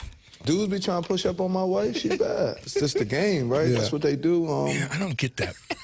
Seriously. No, that's Syracuse head coach Fran Brown, and that was his coach's program. I don't know about NHL coaches' programs, but did that oftentimes come up? I mean, what? Jackson's attracted to Lindy Ruff. Yeah. No, you're not. In a fatherly sort of way. According to who? Arch said that to you? No. How's Archie going to be this year? Doug, you buying stock on the Longhorns? Archie? Huck 'em. What about Archie? Boy, people keep expecting him to be like the quarterback in the best in the country. We haven't seen it yet, but he certainly got the potential. He got better as the season went on. He had a really rough opening game against Ohio State. He was getting tortured by people. But that's a hard game for anybody. Then he had a couple games where he looked really good. Yeah, definitely. Running the ball, doing stuff. I haven't seen any preseason rankings yet in college football, but is Indiana expected to be a top team again? I don't believe those have been released yet. No, I haven't seen anything yet, but we come out with the NCAA tournament bracket a year and a half in advance. I thought maybe someone... Well, that's because Lenardi has inside word. He doesn't. I got a ESPN 2026 college. What do you got there, papers? This is from June 16th. I assume Missouri's number one. They're number one for me. No, this team plays in the Big Ten. Ohio State. Yes. This team who is in second is also in the Big Ten. Indiana. I like this. We're playing guessing game. Indiana. No. Different Wolverines, Oregon. Oregon is correct. Okay. The number 3 team plays in the SEC. Hook 'em? No. Georgia. Yes. Number 4 is an independent team. Notre Dame. Yes. 5 is part of that is the fact that their schedule is really something to behold this year. Yeah. Indiana is ranked number 6. Miami, number 7. Ole Miss coming in at number 8. Toddy, good God almighty. Texas A&M at 9. And then rounding out the top 10, the newly coached by Lane Kiffin LSU Tigers. Where would Mizzou be ranked if they kept going? Cam, I can answer that. Did they get votes at all, Jackson? No. No votes. So Ohio State is plus 550, Notre Dame's plus 650, Texas plus 800, Oregon's plus 800, Georgia plus 900. Then you get to Indiana. So they're 6th overall on the odds to win the national championship at plus 900. Then you got to scroll Miami, Texas Tech, LSU, Ole Miss, A&M, Oklahoma, Alabama, Michigan, USC, Tennessee, Florida, and then you get to Missouri behind Florida at plus 8,000. Florida's plus 5,500. Penn State's also plus 8,000. What's the biggest question mark going so far? Matt Hardy's health is certainly one. I think this is probably something that most people don't really focus on, but I think the fact that the right tackle with a left-handed quarterback becomes more important than usual, and they had offensive line injuries last year that hurt them. That was something Eli Drinkwitz announced at the beginning this week on his health, and he will probably be out for the first at least half of the season, sounds like, based on what Drinkwitz said, so that's something to keep an eye on. Also, at the same time, you're going to have a quarterback who I think is probably going to air it out much more than Bo Pribula did. Not that Bo Pribula was known for that anyway, but yeah, that's and they replaced a lot of players in their secondary. That's where they went intended to, because they lost a lot of guys, and I think they lost 6 guys, and they went out and replaced now guys in the secondary. CBS has a ranking preseason, and they got Missouri at number 21. Fight Tiger, beat Jayhawk. It's going to be tough for them to stay ranked with the schedule that they have. But then they're going to get great wins and be undefeated. Well, they would be great wins. As Oklahoma rolls to town, number 1 in the country. And playing Oklahoma, number 1 in the country yet again. I'm going to be interested to see what Indiana does without the Heisman Trophy quarterback in Mendoza. If Cignetti can keep that train rolling for more than just one glorious year. Eli's getting paid top 5 coaching pay, yet Mizzou in a top 25 team. Make it make sense. That's some Spartan 4-4. He's not top 5. He's top 10. And unfortunately, they don't give away banners and wins in July. So what ESPN puts on their top 25 is totally meaningless. Well, if you're a big dog quarterback and you could pick and choose what college team you want to go to, like where does Indiana rank this year? So much money. Right? Like, hell a lot different than it did 3 years ago. In part, Cignetti, in part, that alumni base has been activated, and they got some people with some cash, and they're spending it, you know. Marcus Freeman is the gold standard for head coaches in college football, and you better bite your tongue if you speak any different, especially you, Doug. That's from the 314. Oh, gosh. How can you say that after what Cignetti just did? He's not the gold standard, according to that guy. Well, he should be. To turn that program around. Guys, I covered undefeated. both the biggest jerk in the history of the SEC, Curly Holman at LSU, and I covered the nicest and classiest coach in the history of the SEC, Bill Curry at Kentucky. That's from the 314. Doug, do you remember Curly Holman at LSU? I don't at all. I don't at all. I don't know. I don't know how far back we're going. This gentleman just as saved as the 314. I liked Coach O. At Orgeron. Well, he's back. He's on Kiffin's staff. He's back on Kiffin's staff now. He is. He looked ultra tan the other day when I saw him on TV. Oh, man. Well, he just would run along South Beach. That's what he was doing. That buyout from LSU. He got divorced and he moved to South Beach with like $20 million. Oh, God, yeah. Oh, man. He just was enjoying. And then Kiffin's like, hey, you want to come back? And he's like, all right, I'll do it. And that works? What is he, 60-something? He's got to be mid-60s. And he's running up and down South Beach? After just getting divorced at 60? Oh, man. I imagine he's not looking for other 60-year-old women, though. You don't think so? Oh, man. Yeah, he's 64, Doug. Good for him. Yep. Back with that Hardy thing, that LSU. sucks. That is god-awful. At a concert, too? At a Nothing concert, doing anything. Somebody was shooting it. strays, went through the car door, hit him in a couple weird spots in his leg. Is that the story? That is... Good God. Yeah. But that is god-awful. Based on what Eli Drinkwitz said, I took it as encouraging this week. He didn't give a specific date, but I took that as encouraging. Medically clear, there's some that hearing that in July is great to hear. You're welcome to text in, call in, and email in. We got the Design, Air, Heating, and Cooling email today. Coming up, Brad Thompson's joining us next year on TMA 101 ESPN.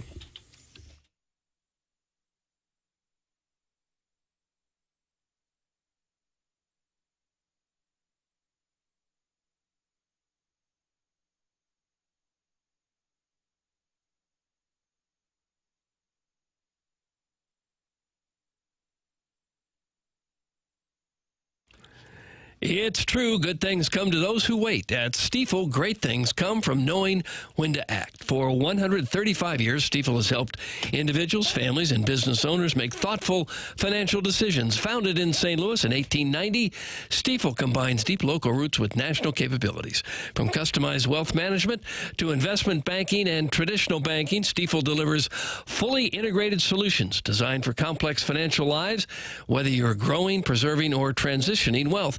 That same long-term mindset is why Stifel proudly supports TMA, because they know success is all about timing and knowing when the moment is actually the moment. Independence, integrity, innovation, the values Americans and Stifel have embodied since day one. On the 250th anniversary of this great nation, Stifel is proud to say doing things our way is exactly what has helped so many Americans' dreams come true in such a profoundly American way. Stifel, where success meets success. Stifel Nicholas and Company Incorporated, member SIPC and NYSE.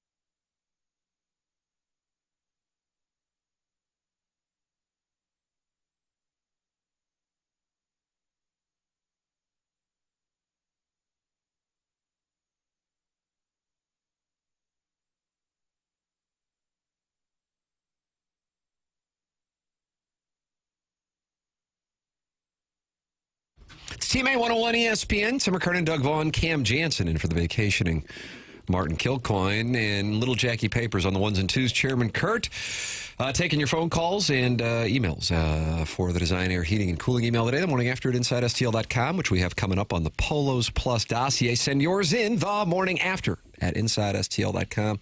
That comes up in about 15 minutes, but right now it's our pleasure to welcome to the program Doug, this is Brad Thompson on the County Thompson phone lines. Morning, BT. Good morning, fellas. How we doing today? Good. I am really happy because I feel like if Riley O'Brien and the Cardinals would have lost that lead yesterday, that would have felt like a death blow, even though the Cardinals only would have been a game and a half out of a playoff spot. That one would have really smarted considering what happened on Sunday and Monday. So that was a really good and perhaps important one to close out. Yeah, look, through 162 games, there are highs and lows, but momentum is real, and these guys, while they're professionals, like the feeling of every loss isn't the same, and they did have a couple of very difficult ones. You blow a big lead, and then Riley has his issues in the ninth in Game 2 against the Angels. Like, that was a struggle. Like, so you needed something to end up going your way, and they did it, man. It started with had a great start by Dobbins, who they inserted into the rotation. A couple of guys ended up stepping up out of the bullpen, Riley being among them. Your rookie stud, JJ, gets the one swing of the bat that really mattered in the ball game, the home run in the sixth inning. Like, it was just a much-needed victory. Because you're right, like in terms of the standing, one loss isn't a ton, but having a couple of heartbreakers and then adding a third one to it on a West Coast swing, that dents you a little bit. So I think that was a great victory for this team. O'Brien has been a little shaky at times, fantastic at other times, shaky now. It looked to me like maybe he kind of figured it out with the last two hitters yesterday. Did you see that too? He struck the last two guys out with some really nasty pitches. His stuff is always nasty. Like, that's the thing. That's kind of been the there's a reason, right, he's kind of emerged at 31 years old. Like, there's a lot of moving parts here with Riley O'Brien, and nothing has been easy for him up to this point in his career. The stuff is electric. It's just figuring out where to start that stuff oftentimes. And I feel like there are some outings for him where you see him, maybe he's not even doing it intentionally, but optically you see him trying to be a little bit too fine, like, right, trying to work a corner, trying to do something when the ball moves so much that you just don't need to do some of those things. But, yeah, he was able to dial it in when he needed to. And, Doug, to your point, one of the biggest things that stands out about, like, how he finished that game off, you could tell he wasn't thinking about the night before. He wasn't worried about the arm side misses, and he wasn't worried about what happened before, worried about the task at hand. That's the biggest thing that you can do as a closer. When you're the guy at the back end, whether it's you're working without a safety net, you better have a short memory, and you better be tough as nails mentally. And I think that he was able to show a little bit of that in that ball game. Pretty encouraging the start that Hunter Dobbins gave him, though, wasn't it? Yeah, of course, man. Look, you needed somebody to be able to step up again, and with this game today, the 4-15 start against the Diamondbacks, 20 games in 20 days, you needed somebody else to do it. There was a reason they liked Dobbins, right? There was a reason that they wanted to acquire him from Boston. One thing that Chaim Bloom has brought up about Dobbins multiple times is kind of the makeup of the kid. Like, first of all, this stuff is very good. Like, his stuff plays, the breaking stuff is really good. He's got a legit arsenal. He'll have success at this league. But he is also a guy that he's got some toughness out there on the mound. I know Chaim had talked about as a rookie with the Red Sox, him going into Yankee Stadium and, like, talking trash back to the fans, like, kind of like the sort of swagger that he had, and showed off some swagger in that ball game. Look, the Angels are not necessarily an offensive juggernaut, but they're a team that punched you in the mouth 2 days in a row. And, like, you needed somebody to be able to punch back.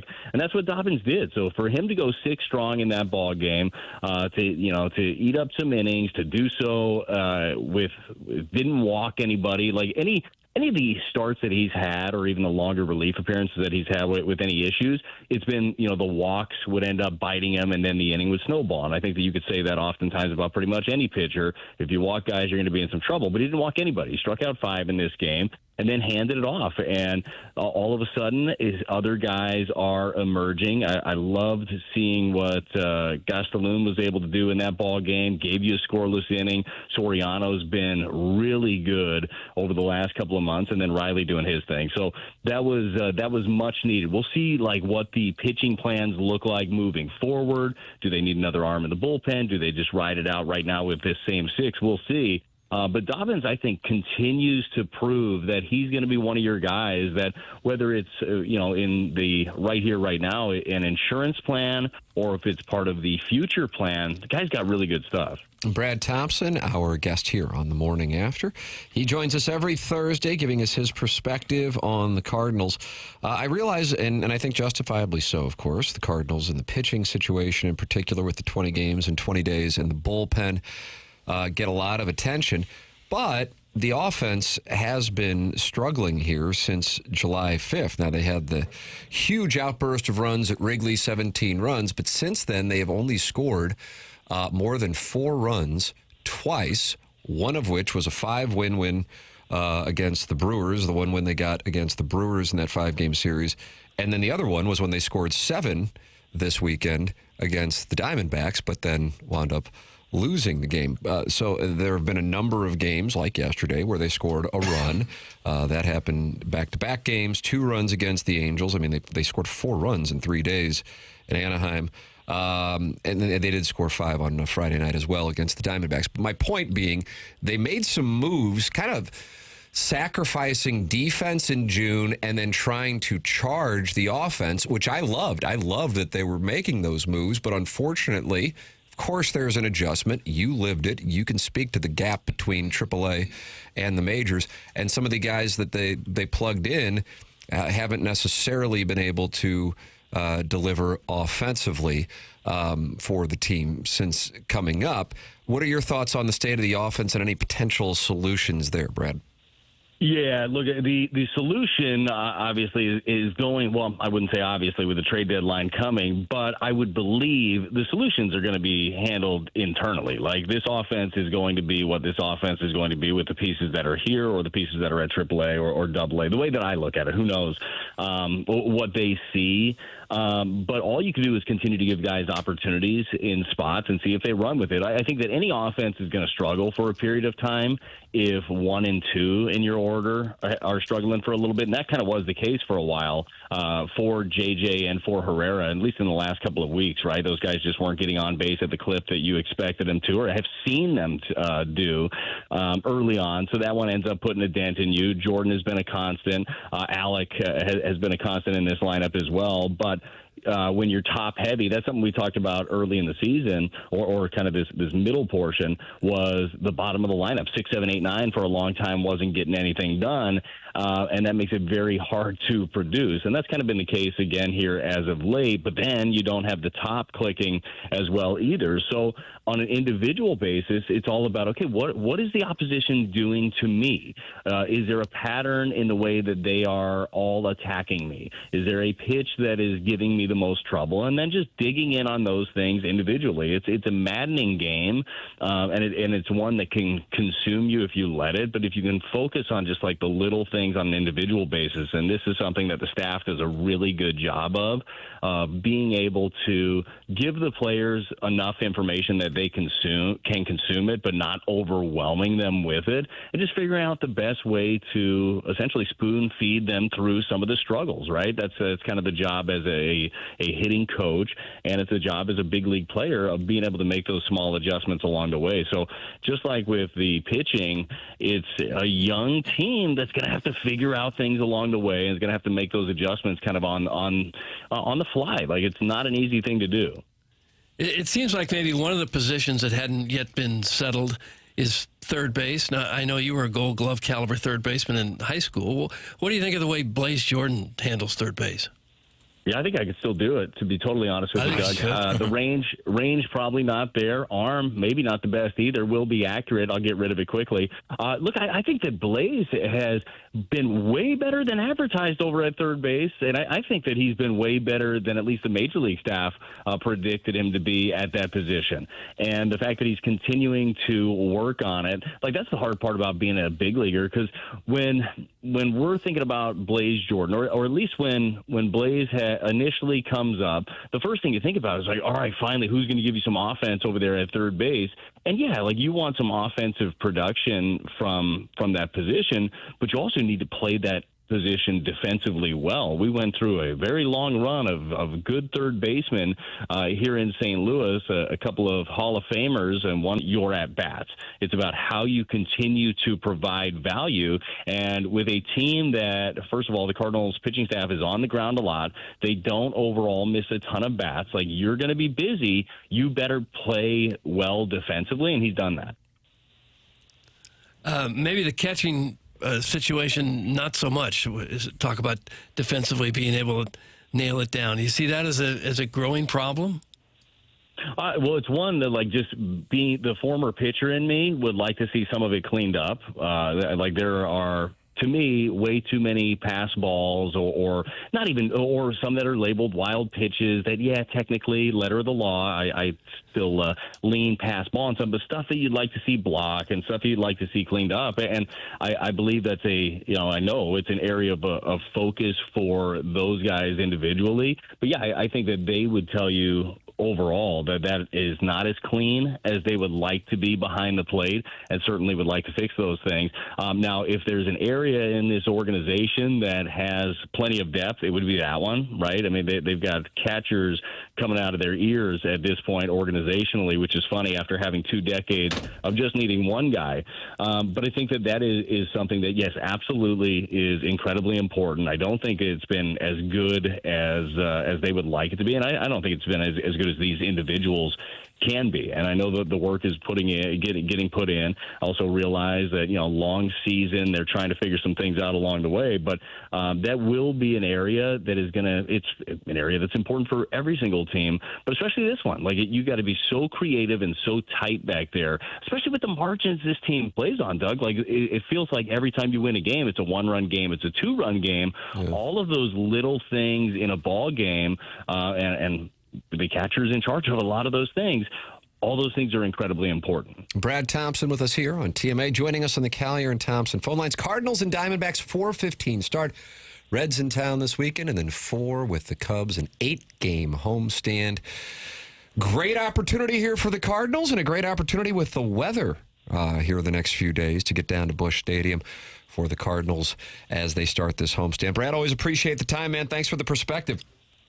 No, thank you, guys. I feel like it's my first day of school today. I'm actually back to work again. Yeah. I got to figure out how baseball works. So I'm excited about that. It's going to be fun. The random Thursday 4:15 start game, too. How about that? Yeah, love it. 5 o'clock day. It's like happy hour day. Everything's $5 at the ballpark. Come on out. Take the edge off, Doug. Go down there and have yourself a little booze. Brad, appreciate it, man. All right. Great talking to you, Cam. See you guys. I do got a question for you. Do you like the 4:15 games, like as a pitcher? Especially do you like with the happy hour. 1 o'clock game, 4:15 game, or a 7 o'clock game?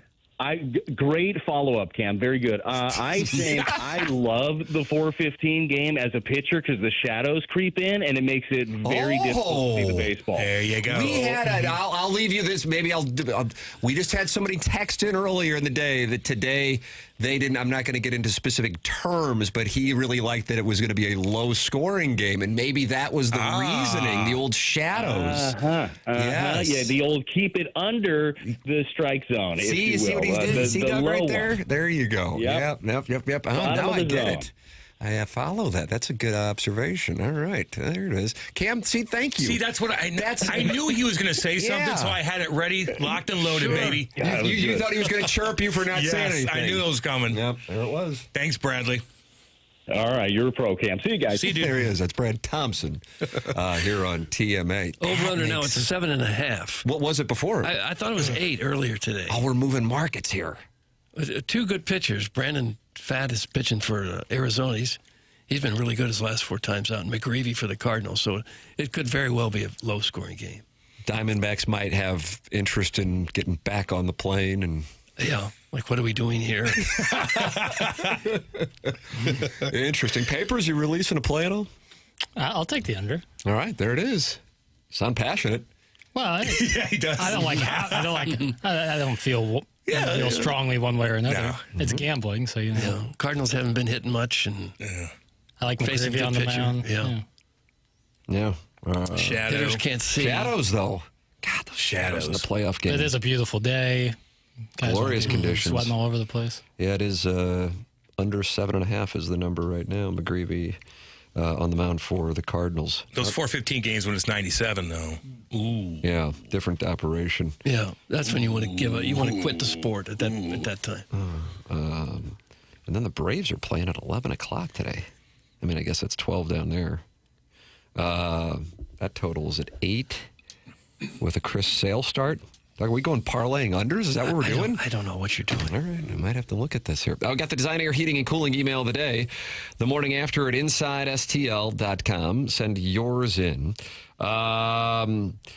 Enough is enough! Oh. Are you guys going to talk about City's big win last night or keep talking about baseball and adult film stars? Leave us alone. That's from the 636. Well, 636, I couldn't agree more. I don't know if you had a chance to listen at 7 o'clock, but Doug determined that Cam being here was the lifetime roofing lead. Mm-hmm. Then the Cardinals beating the Angels, the second story. And then the Doggies beating the Galaxy, the third story. Then I engaged in what I thought was an incredible conversation about the game. Yeah. Big time. But the problem is only 20% of the Stiefel studios watched the game last night, and I was the 20%. And so it just became a monologue. And then Jackson saw the head ball for the goal. Yes. And you thought it was wonderful. It was great. Great shot. So now they're a playoff team. What a Sunday charge they have put on, Doug. There's an unbeaten streak going on. Okay, that is a Sunday charge. How many games they got left, Doug? Oh, they've got just enough. Just the right amount. You wouldn't want to play too many, but you got to play enough. Yeah, exactly. And I feel like that's right where they are now. Yeah, okay. When they Papers, you got a YouTube problem, boy. Hop to it. No. Now, what's the YouTube problem? I don't know. Seems to be run. I mean, there was like a moment where it popped out for a second. Chairman, is there an issue? Is there like a guy in there causing problems? No, I haven't had an issue, but I saw some people saying there was some buffering. It could be. Yeah, there was like a moment where it dropped out for a second, but it came back on. I'm sure that if that's the biggest problem you have today, I'm sure you'll be all right. You were told to hop on it. Yeah, I don't like that. He's One not iota. I don't like that tall. Design Air Heating and Cooling email of the day, the morning after at InsideSTL.com. That comes up next year on the Polos Plus dossier. Tim McKernan, Doug Vaughn, Cam Jansen in for the vacationing Martin Kilcoyne, Little Jackie Papers. Chairman Kurt with you. It's TMA 101 ESPN from the Stiefel Studios.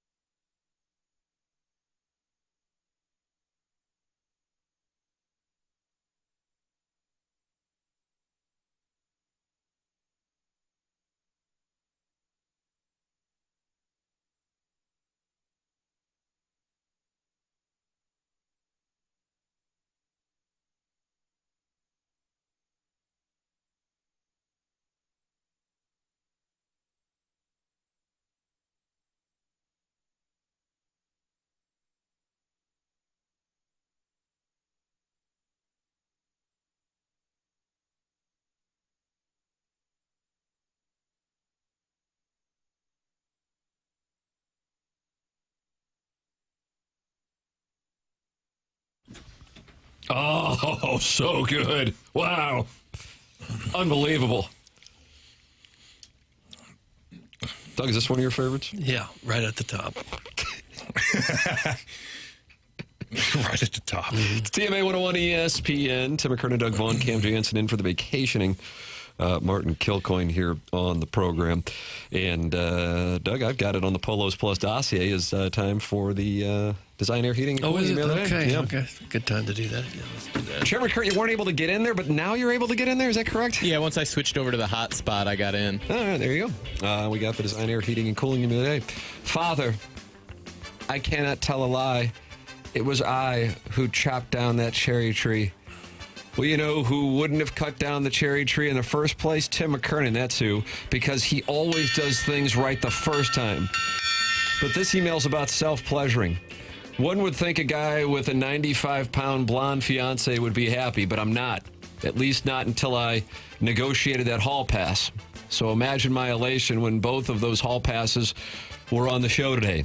So all morning, I have been at the office fantasizing about being smack dab in the middle of a CDS Cam Doug sandwich. It is. Yeah. You read it? You like it? I can tell the writing style. Yeah, Cam Doug sandwich. That's a CDS. My fear of the filter queen has me choosing my words wisely about the schematics of what I have been doing. So to stay YouTube appropriate, let's just say the carpeting in my cubicle looks like the bottom of a bird cage. Oh, what? That's from Sofonda, is her name? It's from Kevin Miller. And then the last name is Johnson's. Huh. It's great to have another female listener. Sofonda Johnson's. Clip that off. Kevin Miller. It was early autumn in the year 2000 AD. The leaves were changing, and so were Cam's feelings about his best friend. Every day after school, Cam, Ryan, and Marsha would hang out, play pool, roll some doobies, and listen to Limp Bizkit. Cam didn't even like playing pool, and definitely did not appreciate the nuances of Limp Bizkit's diverse musical catalog. No, what Cam wanted was to listen to the delicate tones of Boys to Men and let Ryan know how he longed for his touch. Is this true? Some of it, besides the Boys to Men part. Unfortunately, fate is a cruel mistress, and before Cam could confess his love, the Windsor Spitfires came a-calling. These star-crossed lovers truly were the Romeo and Romeo of major junior Canadian hockey. One love, 5 holes. Doug, that's from Vianney Balls 0769. Vianney Balls.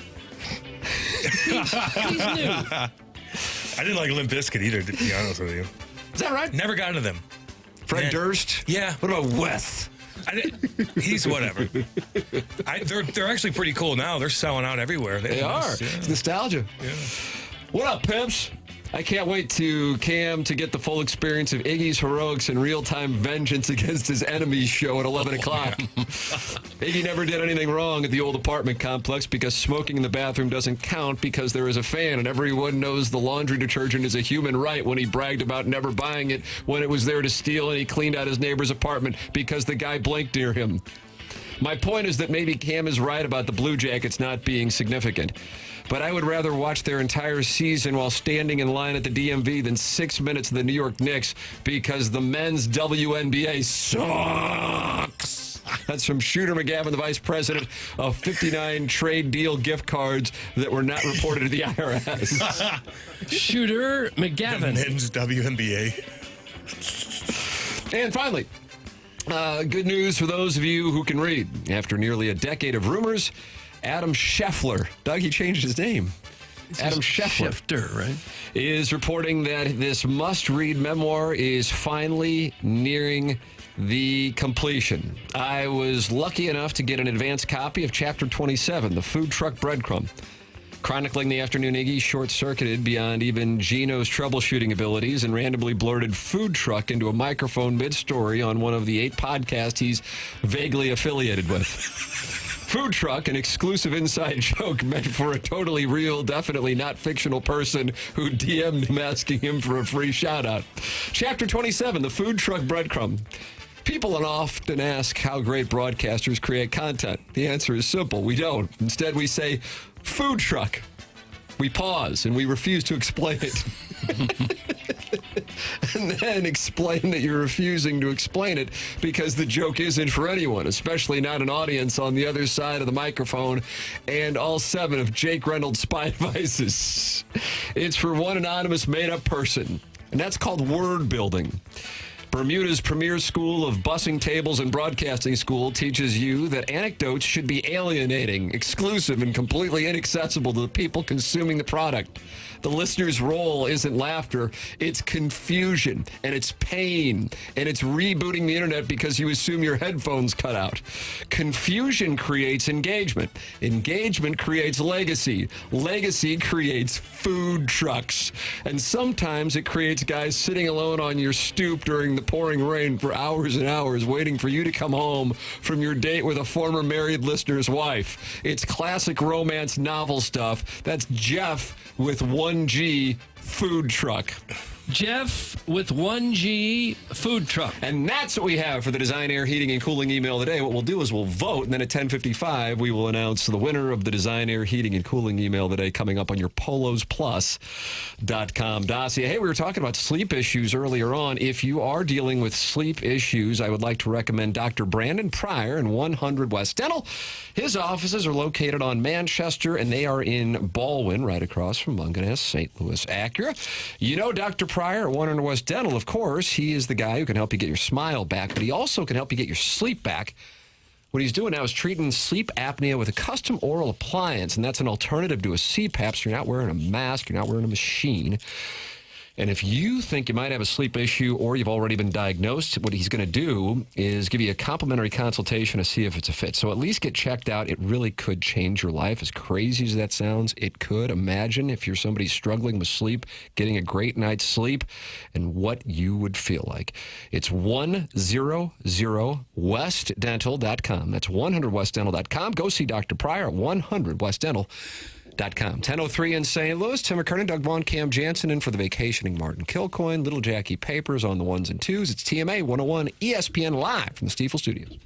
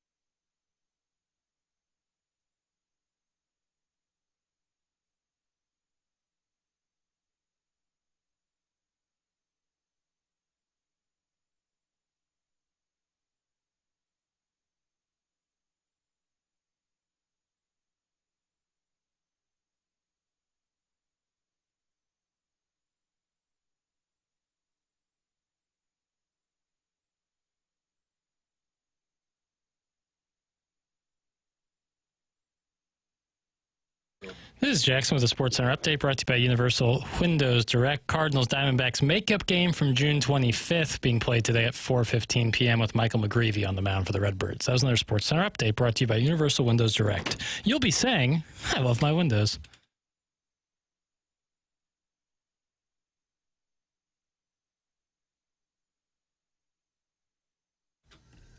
Doug, you wanted Beach Boys. You got it. Okay.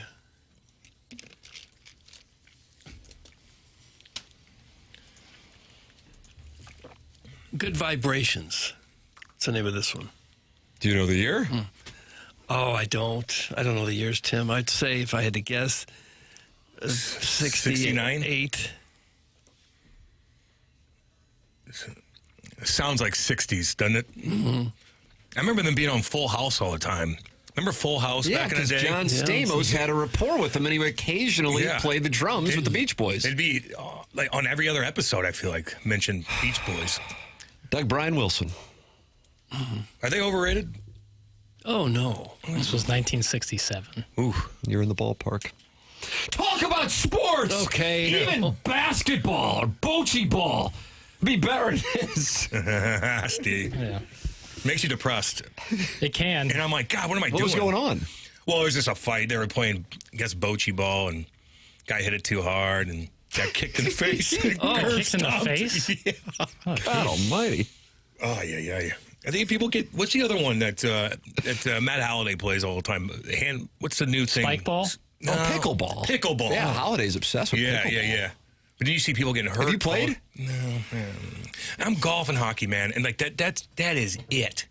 You know, golf and hockey. From my understanding, I'm turning 50 here in 2 months. Yeah.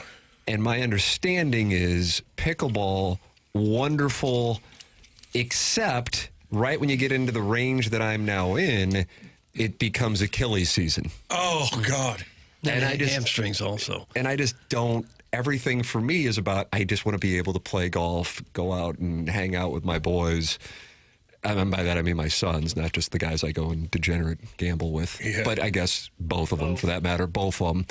And the last thing I want to do is just be sitting there playing pickleball and blow up my Achilles. And be out for 18 months. Oh, my God. Anytime Have you experienced the Achilles, Joy? No, but I get scared because sometimes my Achilles will hurt. And I'll be like, I remember my dad ruptured his Achilles, putting his little John boat on, wasn't doing anything, blew it out, 18 months. He still has a horrible limp. Still. Doug, you had it playing softball, right? Wasn't it? I only did half of it. So half of the tendon is still attached. It's terrible. Well, that's a whole lot better than losing all of it. Yeah, no, I know. If you lose all of it, it rolls right up the back of your leg. Yeah. Remember when Otter, what did he do? Remember Otter, Steve Ott got hurt. Did he roll his hamstring all the way up, I feel like? Falling into the boards? Oh, man. Yeah, that's why my number one. I don't want to get hurt. I do not want to get hurt. Well, nobody wants to get hurt, but the only way to not get hurt is to sit on the couch your whole life. I know. And I'm rolling the dice playing hockey, man. That's why I don't skate with anybody else besides the alumni. I don't trust anybody. Cal Kennedy, Doug, you call him the John Wooden of grade school basketball in St. Louis. Just sent me a text, says my nephew, who is a second-year orthopedic surgeon, says his lead surgeon told the class, I made all my money fixing indoor soccer injuries. You are all going to make your money fixing pickleball players' injuries. How about that? Yeah, indoor soccer, stopping on that AstroTurf, your knees buckle. Yeah. My buddy broke his leg playing co-ed. My buddy Losey? No, he's not playing soccer. My buddy broke his leg playing co-ed, and he kind of ran up to a girl, and he was going too fast, and he didn't want to bump into her. And he just slammed his leg down, and he broke his leg. He was out for months and months and months. Yeah. And that's usually the end of the weekend warrior career. Oh. Hey, Doug, I tore my Achilles in December of 2018, and I was back to 100% by August and ran a Spartan race 9 months post-tear. You're it's lucky. not an 18-month injury. It's from Dave and Mo Fallon. I said it was, and sometimes it is. It just depends on how badly you do it. Dude. But pickleball, at least it's a way for older folks to be involved in some sort of sports. Anytime you're involved in sports, especially if you're older, there's going to be some injuries. You know what exercise I like to do if I had a pool is swim. Yeah. It's easy on your body. A hell of a workout. Yeah. You don't even really know. It's a hell of a workout. Probably the best way to exercise. Yeah. Swimming. You got to get a pool and have about $250,000 to give up. But it's not as much fun as pickleball. Pickleball's a good time. There's a social element to it. It's not like tennis that's really hard to play. Yeah. It's easy. You play the first day you get out there. You run a little, not a lot. I could see where your age, it looks like an old man sport. But if you get Golf's older. an old man. I mean, golf. Well, how old are you? I don't know. 42. 42, Bill? Yeah. How you feeling? Good. Yeah. I'm overweight. I'm out of shape. I drink too much beer. Other than that, my face is fat. I'm balding. I think you look great, Cam. I'm pale. No, wrong. You can't talk I brush pale my when you're teeth talking 15 times a day because I chew. Like, there's a lot. You look good. Yeah. No, you do. Doug, you got the first answer where you say feel good, and then you got a barrage. Right. But when you came other than all that, I feel great. When you came in a year ago, I thought you were heavier. Really? Yeah. Ooh. Okay. Yeah, you to me looked heavier. My face is your face. Yeah. Yeah, your face looks good, and I think you're got a good color. Thanks, dude. Like, thanks. I think you look That's good. what you tell your great grandfather. No, I like these compliments. I give he a lot just of called people. himself pale and overweight. I don't think he's either. I mean, I don't know like what your playing weight is essentially, but Well, it's 215. I'm about 257. So yeah, right. But that's just for protection. The COVID, I started to go downhill. Yeah. Doing radio from the house. Yeah. What time is it? You think it's the beer or is it food? A beer. Kate and I eat pretty damn healthy. Is that right? Yeah, but then like I'll go get a nice sandwich here, and we do eat a lot. I'll get barbecue all the time. Where's your barbecue haunt? Well, I like to do it myself. Oh, is that right? Green egg. Hey, have you heard me talking about my decision on this green egg, Blackstone? Oh yeah. What's the move? Blackstone, I've gotten more DMs in my Instagram about that conversation than I think anything. What do you want to do? Well, producer Joe is my barbecue Sherpa, and he was going to come over to our house and build out this green egg-like kitchen for me. And I said, that's really cool of you. And I texted him, I said, hey, you still into that? And he goes, I would say get a green egg and Blackstone and get both of them. Yeah. So what do you do? Especially if you're like you have a green egg and a Blackstone? No, I don't have a green egg, but I have my Weber that I put everything I love the Weber on. kettle. So there's a Weber kettle? I love that damn thing. Do you have a Weber kettle? Yes. Food in like a big pan, 10, and then put butter in there and let it just soak for a little bit, like stuff like that. Burgers are really easy. Bacon, eggs, hash browns. I mean, that kind of stuff. Good to me, but I'm not putting, ribs on there. I'm not going to even cook a steak on there. I like the fire from the Weber on my steak. So you're saying Weber and Blackstone? Is that what you're saying? Yeah, but green egg's the same thing, really. You could just put charcoal in there and get the flame. You're not getting the flame from the Blackstone, and the Weber is the easiest thing to clean. Somebody said it was the hardest. No, it's not. You just let that thing burn off and then scrape it down. Yeah, that's what I've been doing. And then do the little thing, and clean it out. It's easy.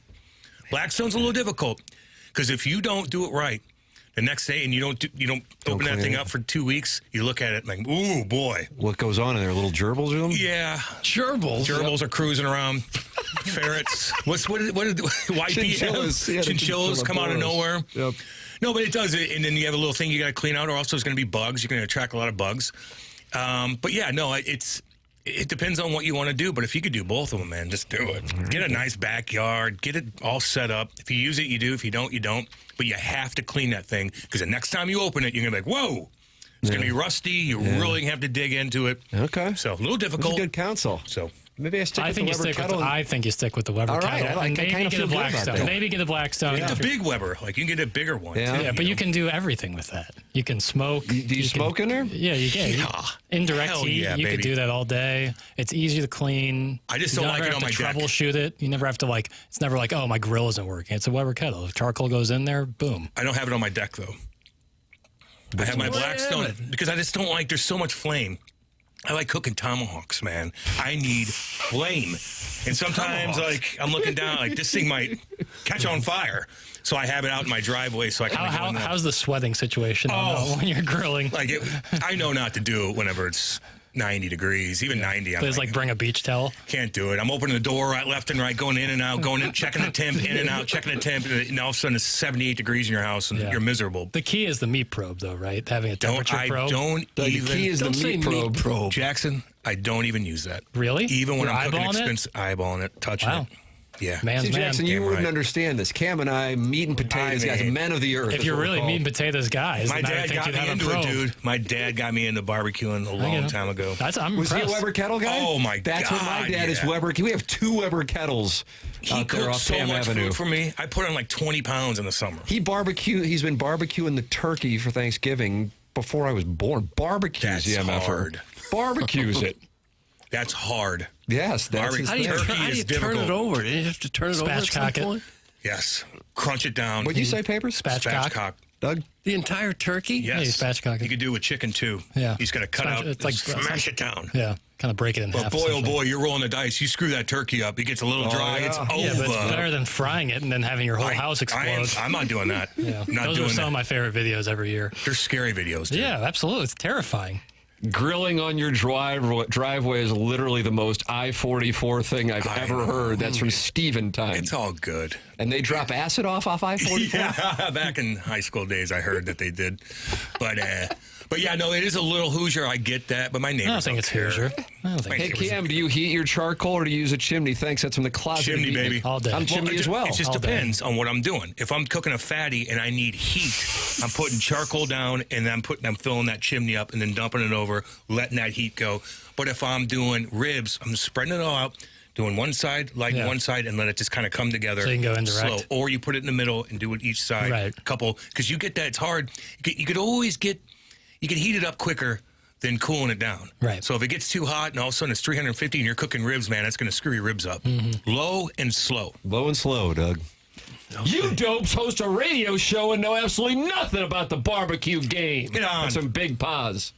Everyone's an expert. What are we saying wrong? Every barbecue guy is an expert. What are we saying wrong? Guys who cook once a month on their barbecue grill, they're all once a month experts. is actually a lot for barbecue. If you're barbecuing once a month, that's still getting some good reps in. Like a true barbecue? Like a true barbecue. Okay. You're getting some good reps in. Because what if you're making chicken thighs 2 or 3 times a week?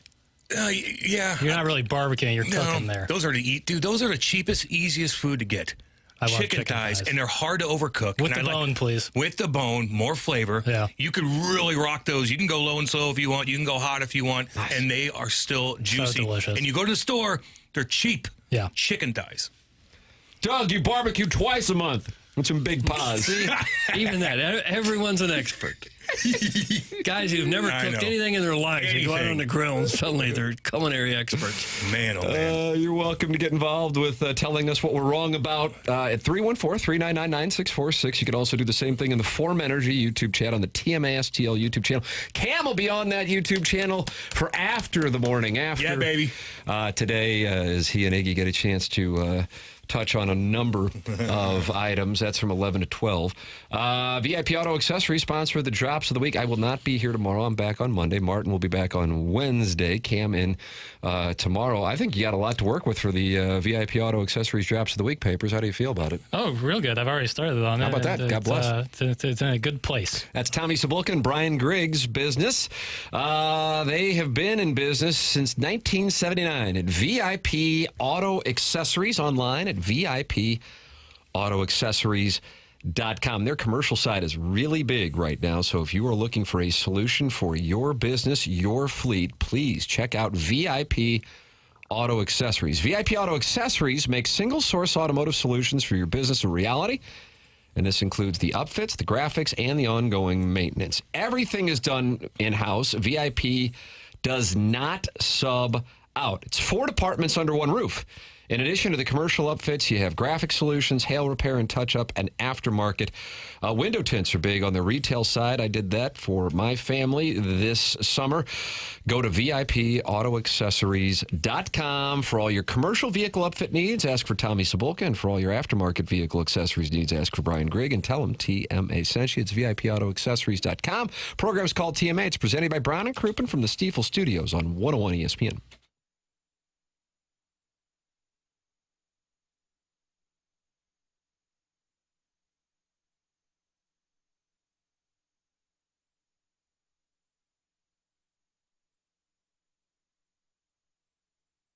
You've heard me talking about Village Bar for years. Best cheeseburger in town. Great spot in Des Peres. It's been there forever. and really is a perfect spot for lunch with your friends or the families grabbing dinner, watching the ball game. The games are always on. In addition to Village being such a great spot for burgers, wings, salad, it's also home to 1879 Distilling. The barn out back, that historic barn, is where they've been making these award-winning spirits over the last number of years. People are starting to find out about it. So when you order a cocktail there at Village, say you want the Red Barn vodka, Red Barn rye or bourbon. You can find all of the items online at 1879distilling.com. Great idea this summer. You get invited to some friend's house, mix it up a little bit with one of those many flavors of Red Barn vodka. Grab the dark Havana rum. And just know it's an homage to the early days of the distilleries down there on the riverfront in St. Louis. Continuing that tradition, all of it at the great spot at Village Bar. That spot in back, the barn, also available for private events. Pretty cool spot. It's 1879distilling.com.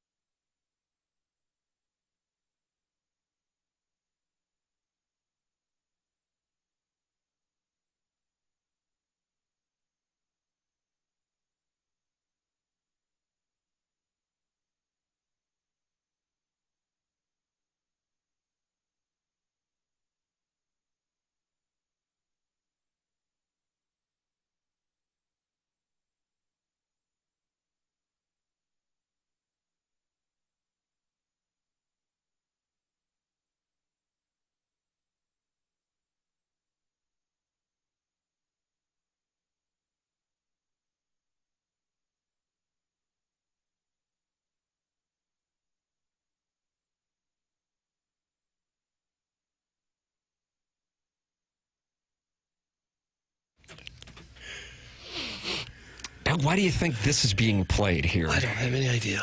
My guess is it's because it was Hillary Clinton's campaign song. Not the case. It was her campaign song. Right, but that's not why I'm playing it. You said not the case. I can have you play it back for me if you'll do it. Right, not the case as to why I'm playing it. What is the reason we're hearing this? Well, because why not? Stevie Wonder. I don't need an excuse to play Stevie Wonder. How about that, Doug? There you We're go. supposed to guess his age? If you'd like. Was he blind? No. Yeah. You sure? Well, no. I believe. Ask Shaquille about that. I know. Yeah. And there's that. Although video, he's got some wild stories. There's that video of him where the microphone falls and he grabs it and saves it. And he went snowmobiling with Elton John. Oh, man. Scatman Crothers went on a snowmobile once. I wonder if he was just. I wonder if he was just. He was blind, but he could still kind of see a little bit, Could right? be. Like, yeah, could be. You could pick out. Well, I guess his age, Doug. He's not 80 I feel like yet. we did this like last week. Is he 80 No, I don't now? think so. 84. Really? Maybe it might have been when I was sick. Oh, yeah. 84 is your guess, Cam? What was your guess? 80. 80? Tim? I'll go 79. He is 76 years old. Oh, over bid. Nobody wins the dang. Showcase Showdown. Drat, I say. Doug, Cam's sitting right next to you. He's filling in for Martin today and tomorrow, and he's going to do the Strode audio bake sale coming up at 11 o'clock on the TMA. 5 hours, baby. So that is going to be wonderful. Papers, Yes, sir. I'm curious what you think when you hear Charles Barkley talk about how he doesn't play basketball anymore. Yeah, so listen, we'll obviously play the clip, but it's the same thing I think of, like why a rapper would never get into a rap battle with just a guy. That what you have to know in situation. You win, you were supposed to win, you lose. Now it's everything anyone will ever talk Doug, see about. if you think about this being like a rapper not getting a rap battle. When you hear Charles Barkley on Shane Bacon's podcast when he's asked if he still plays basketball anymore. When's the last time you played a legit basketball game? The last time I played, You quit playing basketball because your body gives out. Right, but like you retire, do you play? Do you play pickup after that? At any Hell point? no. I saw Isaiah Ryder playing pickup one time at LA Fitness after he was done. Like I've seen pro basketball players still dabble. You never dabbled. Never. No disrespect to anybody. Playing against a local electrician and plumber. Playing against me at LA Fitness and get you going. Playing against a local electrician and plumber. Don't have the same ring as, man, there's Larry Bird over there. Hakeem Olajuwon. There's Hakeem, there's Karl Malone, Kevin Durant, Kevin Garnett. Oh, that's a local plumber. That just doesn't excite me. So you were good. And like, first of all, if I go out there and kick the plumbers and electrician ass, Shane, can I go home and brag about that? You're probably not going to get a lot of love from anybody on that. Can I, guys, y'all wouldn't believe who ass I kicked today. This guy, this chef. Played Fred. He plays once a month. That's right. Yeah, took him down. Man, and I will tell you what's funny about that, Shane. When I was a member of this health club, Gainey Village, I would be in there riding the bike, and these guys were playing like it was Game 7 every day. And I'm laughing the whole time. And I'm like, this is why I don't play with you losers. These guys, seriously, it was a fight every day. Yep. Every foul, they're screaming. And I'm sitting there laughing like they act like it's Game 7. And I was like, this is why I can't play with regular people. Yeah, I get that. Yeah. Damn right. Now, so you don't play with regular people. You guys play like alumni games. The Blues filmed me the other day. It's going to come out next week. We got to fix a couple audio issues. They filmed me play against this like rec team, co-ed, and they showed me film me all day, getting dressed, giving pub-up speeches, doing this, doing that. I didn't know what kind of league it was. I'm looking forward to watching this. It should be pretty funny. And then we were playing the Flamingos. But Doug, they're called the Flamingos. Flamingos. They have pink sweaters. Play on one leg. They did have, yeah. They would flamingo whenever you shoot the puck, so the puck would go through. But I'm like, okay, like, are they good? I went out there the first like 10 minutes, and I didn't touch the puck. And the camera's on me. I'm mic'd up. They score like 3 goals. I'm expected to win this game for them. Didn't even touch the puck, and I'm like, okay. People are starting to chirp a little bit. I know where this is going. Then I had to kind of relax, get my groove, and I'm like, okay, I'm taking this damn thing over. And I had to like work hard. So now I'm like looking like I'm working hard because I gotta in order to work hard, I gotta skate fast. So now I'm like trying too hard, but I did score about 4 or 5 goals and we won the game. But nice. There was a little bit there. I'm like, I haven't even touched the puck. So I was kind of embarrassed. Camera's on you. We'll see how that's going to look in a couple weeks. I imagine when you play rec league players, they all want to be at the top of their game to kind of show you that they can play too. Oh, yeah, and hook and clutch and get in your way and maybe get a little body contact, slow you down. When you're in the zone, there's 3 guys on you. Oh, yeah. Any rec player ever want to drop the mittens and put you on his dance card? That's a good question. Throughout the years when I was skating all over the place when I was young, when we didn't have the alumni stuff, and that was only a couple. I was skating every day. I'd always, for the most part, I'd always be with other like Patty and players that are at high level. But yeah, there's a couple guys that pissed me off, Dougie. And I'm like, what do I do here? What'd you do? I grabbed one guy and I knew, you better calm down. Did you really? Or I'll get you. Like, just to kind of ragdoll him a little bit without punching him. But yeah, no, you get mad, dude. I don't want anybody hooking me. Mm-hmm. I don't have that much equipment on. You're hooking me. Now I got a huge cut over my stomach. Don't need that. Don't shoot the puck at me. I'll get out of the way. There's a lot of little things in hockey, man, where a guy that doesn't know what he's doing can hurt you. And I don't want to be hurt. Mm-hmm. So I'll do my thing. I'm not bumping into you. Give you my space, too. And let's just do this thing. So, yeah, it certainly happens, dude. It certainly happens. Bill DeWitt, the third came out, he almost fought a guy a couple years ago. No way. Yeah, and I don't blame him. And I had to kind of step in. He got pissed. The guy was complaining about the Dexter Fowler contract. Well, maybe when we were getting dressed, he said something stupid. In fact, I know he did. I think Billy was already kind of mad about that. And then What did he say? He said something like, I never pay for anything when I go somewhere, or something like that. And Billy's like, oh, okay, I'll back you, or I'll get a receipt, or whatever. Something just funny and clever. But then he kept hooking Billy, and Billy's like, get off of me. And they kind of stood, and they were about to go, and I kind of stepped in. Mm-hmm. Yeah. And he just wants to go out there and get a workout in. He wears a cage. He doesn't want to get hit. He doesn't hook you. Let him do his thing. Stay away from him. And we want him out here don't piss him off. And the guy did, and that made me mad. And so anyway, like that's just like that. You could lose your temper in hockey, man. There's a lot going on. And you put him on your dance card. No, it's like I just had to calm him down a little bit. Did you ever really have a dance card, some card where you wrote people's names, guys you needed to get? In my head, you had to settle. In my head, yeah. But no physical dance card. Yeah, it's in my head. I liked when you fought Biz Nasty at that alumni game. That was a good one. That was good. Yeah. That blew up pretty good. Yeah. That was funny. You close with him? Yeah, Biz is cool. He embarrassed me this year on the Jumbotron. What the He came in hot. Cruz was like, okay, Biz is going to come up with you and Danita. I'm like, all right, let's go. And then when Biz gets on, like he goes for the jugular. And he started bashing me. Your breasts, my hair was the number one thing. I'm like, you son of a gun. Then he started chirping, my breath smelled. I'm like, God. I'm literally looking at him like, jeez. And he kept going and going and going. And I didn't have any rebuttal to it. I wasn't ready for it. Then I look back and I'm like, God, you got to be ready for him. Oh, so you got the mic to have a rebuttal? Well, we're all there on the Jumbotron like, hey, Biz, what's going on? And you just took it. Turns and goes 100 miles an hour. And I'm like, oh, God. Oh, man, it was pretty funny. Then you pull out your dance card and but then afterwards, I'm like, oh, my God, I could have said that. Oh, I could have had this counter. Right. I could have did driving back to Eureka thinking about it. He put me down, dude. Yeah. Oh, it was funny. Yeah, he's funny. We hung out afterwards. It was all good. But, yeah, man, the guys, you're in that locker room. Everybody's witty. Everybody. You come in with a goofy haircut, you are going to get it. You are. Dude, it makes you tough, man. Like, mentally, I think about what my counter is going to be if I do have something going on to guys, because I know it's coming. So I'll always have something in the chamber. I'll like rehearse it in my head before I walk into somewhere. Chasers event. You walk in.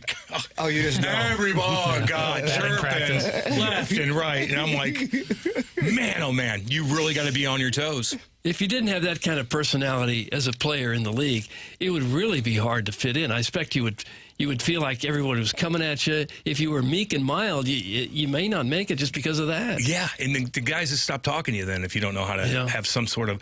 So guys usually that don't know, that have that kind of personality, they're quiet, they'll come up with different things and make the situation funny, right? Like they'll have something.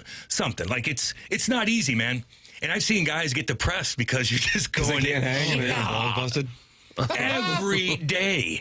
Mean things. It's not radio. Like, right. You only say so many things on here. And these are your teammates, not the other guy, the guys you're with. And then you go out there and play against a team, and they're doing the same thing, so you're getting double dipped, Yeah. And if you're sensitive about it all, that's showing the hole in your armor. When I first went to Windsor, I almost cried a couple times because of Steve Ott. Because of Steve Ott? He made you weep. He got me. Because I came in cocky. I'm beating guys up. I'm getting attention. He's the man. He's from there. 50 goals, 50 games. First round pick. Signed for $1 million signing bonus. Had a brand new Escalade. Never even knew what the hell that was. Just came out. And I got a little too cocky, and he got me. And it calmed me down. What did he do to you? He's so witty. He just bashed you. And I'm like, God, I just wasn't used to that. Playing AAA, but these older guys, it was the best thing for me, though. It was the best thing for you. You got to know what you're saying. You got to have some sort of comeback. And he was one of the great agitators of all time as a player. Yeah, he was. He'll get you. He's dirty. Yeah. That trade was known as the Ryan Miller trade, but it really wound up, considering what the Blues wound up getting with Ott, both as a player and then as an assistant, and now in the minors. What do you think it's going to be like? I realize he's your buddy, so it's a biased question. I recognize that going in, but he's going to get an opportunity. At least I assume he's getting the opportunity. He signed a 2-year deal down there, which whatever, it doesn't matter. But when the big boys call, he will. You think he's got to perform down there? Yeah, I know he played 900 games. I know he's a captain of Buffalo. He did a lot of things. First round pick, but that only gets you so far, right? Just like being a Steve Yzerman GM, only gets you so far. Okay, so he's got to perform, and he did last year. So he's got some work to do. But if he's consistent down there, he seems like the guys love him, which they absolutely should. Yeah. I'd be picking his brain every damn day. Yeah. Come over, talk to me. He knows how to do that. So he's going to get his opportunity, but he's got to perform down there, just like anybody. Yeah. I can't wait to see him get his chance. Yeah, he's going to. He's putting the work in. Yeah, he is, man. You got to go down there. Like maybe he thought. being an assistant coach and having the resume that he's going to get that opportunity, but sometimes it doesn't happen. Yeah. These coaches, man, they all get recycled. Yeah. So it's hard to get your foot in the door, even as a guy like him. Is it better to be a head coach in the minors and an assistant in the NHL level? Oh, Dougie. Depends on... For Otter right now, it's the best thing to be a head coach. Young guy, needs to establish himself as a head coach. Being a head coach and assistant coach are completely different. Completely different. The way you talk to the team, the way you prepare, the way you have your speech, pregame. I mean, everything's different. So for Otter, yes, but if I'm going to be an assistant, I'd like to be an assistant coach in the show. Long hours, pays pretty good. You're on a jet. Not that stupid bus out east with a drive. You look at the bus driver and it's freezing cold. There's 1,000-foot cliffs in Pennsylvania. How do you look in a suit? What do you mean? Well, excuse me? How do you look in a suit? How do I look in a suit? Yeah, you have to wear a suit if you're an assistant coach. On the well, I got to lose weight, But if you're an assistant coach, all you're doing is you're on the ice all the time. I feel like you have workout facilities everywhere you're at, so like it's there for you to look decent in a suit. But they're wearing suits down the minors too. Sure. Dude, I had to wear a suit in the minors, driving 12 hours. Yeah. With food everywhere, you get your suit on, you got to put it back on. No one's looking at you. Yeah. You walk into the building, no one sees you. You walk out of the building, no one sees you. You're on the bus, no one sees you. Besides, why am I wearing a suit? Right. But that's that dress shirt, wet. Disgusting, with salad dressing all over it and sauce, Subway sauce. It's like a specific shirt. Disgusting. Yeah, the one shirt. Playing in the minors is tough, man. It ain't no joke. Gotta earn it. Gotta earn it. Mentality has been treating 25,000 men, and you can't rely on testosterone alone anymore. To run at full capacity, your body needs peptide therapy on top of your TRT. So for guys whose recovery still lags and whose energy's plateaued, even on testosterone, Mentality's physicians design a plan that layers peptide therapy on top of TRT to support recovery, repair, and performance. It's a custom plan built around your numbers, monitored every step of the way. It is this. Testosterone levels the field. Peptides drive your results. So start today at lowtusa.com with Mentality. That's lowtusa.com, TRT, and peptides now in 2026 at mentality.lowtusa.com. 1039 in St. Louis. The program's called TMA. It's presented to you by Brown and Crouppen on 101 ESPN.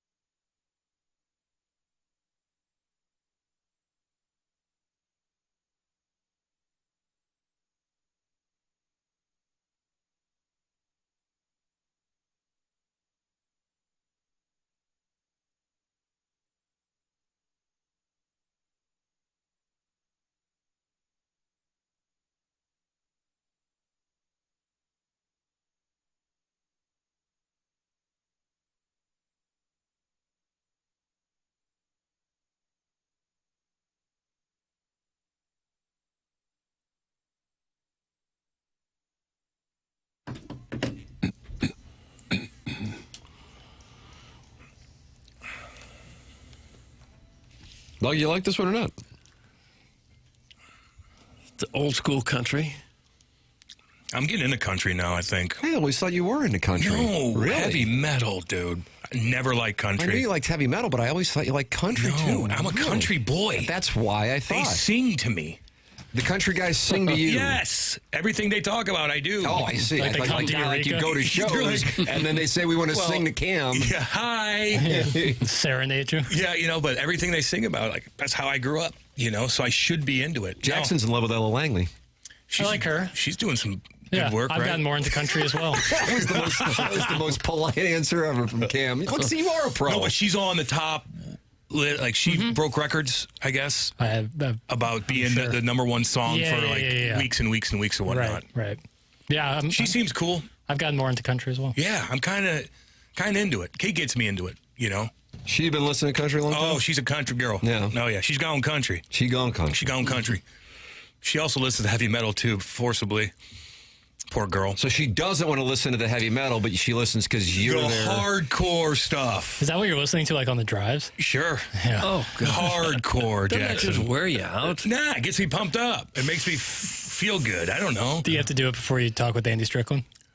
No, I gotta. Yeah, how do you mentally prepare? Mellow out. If I do that, then I'm gonna be too aggressive. I gotta listen to like Pink Floyd or something, Kind of mellow out, get my mind right, just chill. Right. Easy, Cam, be easy, But yeah, like the country. I'd go to a country concert. I'd go like to see Chris Stapleton.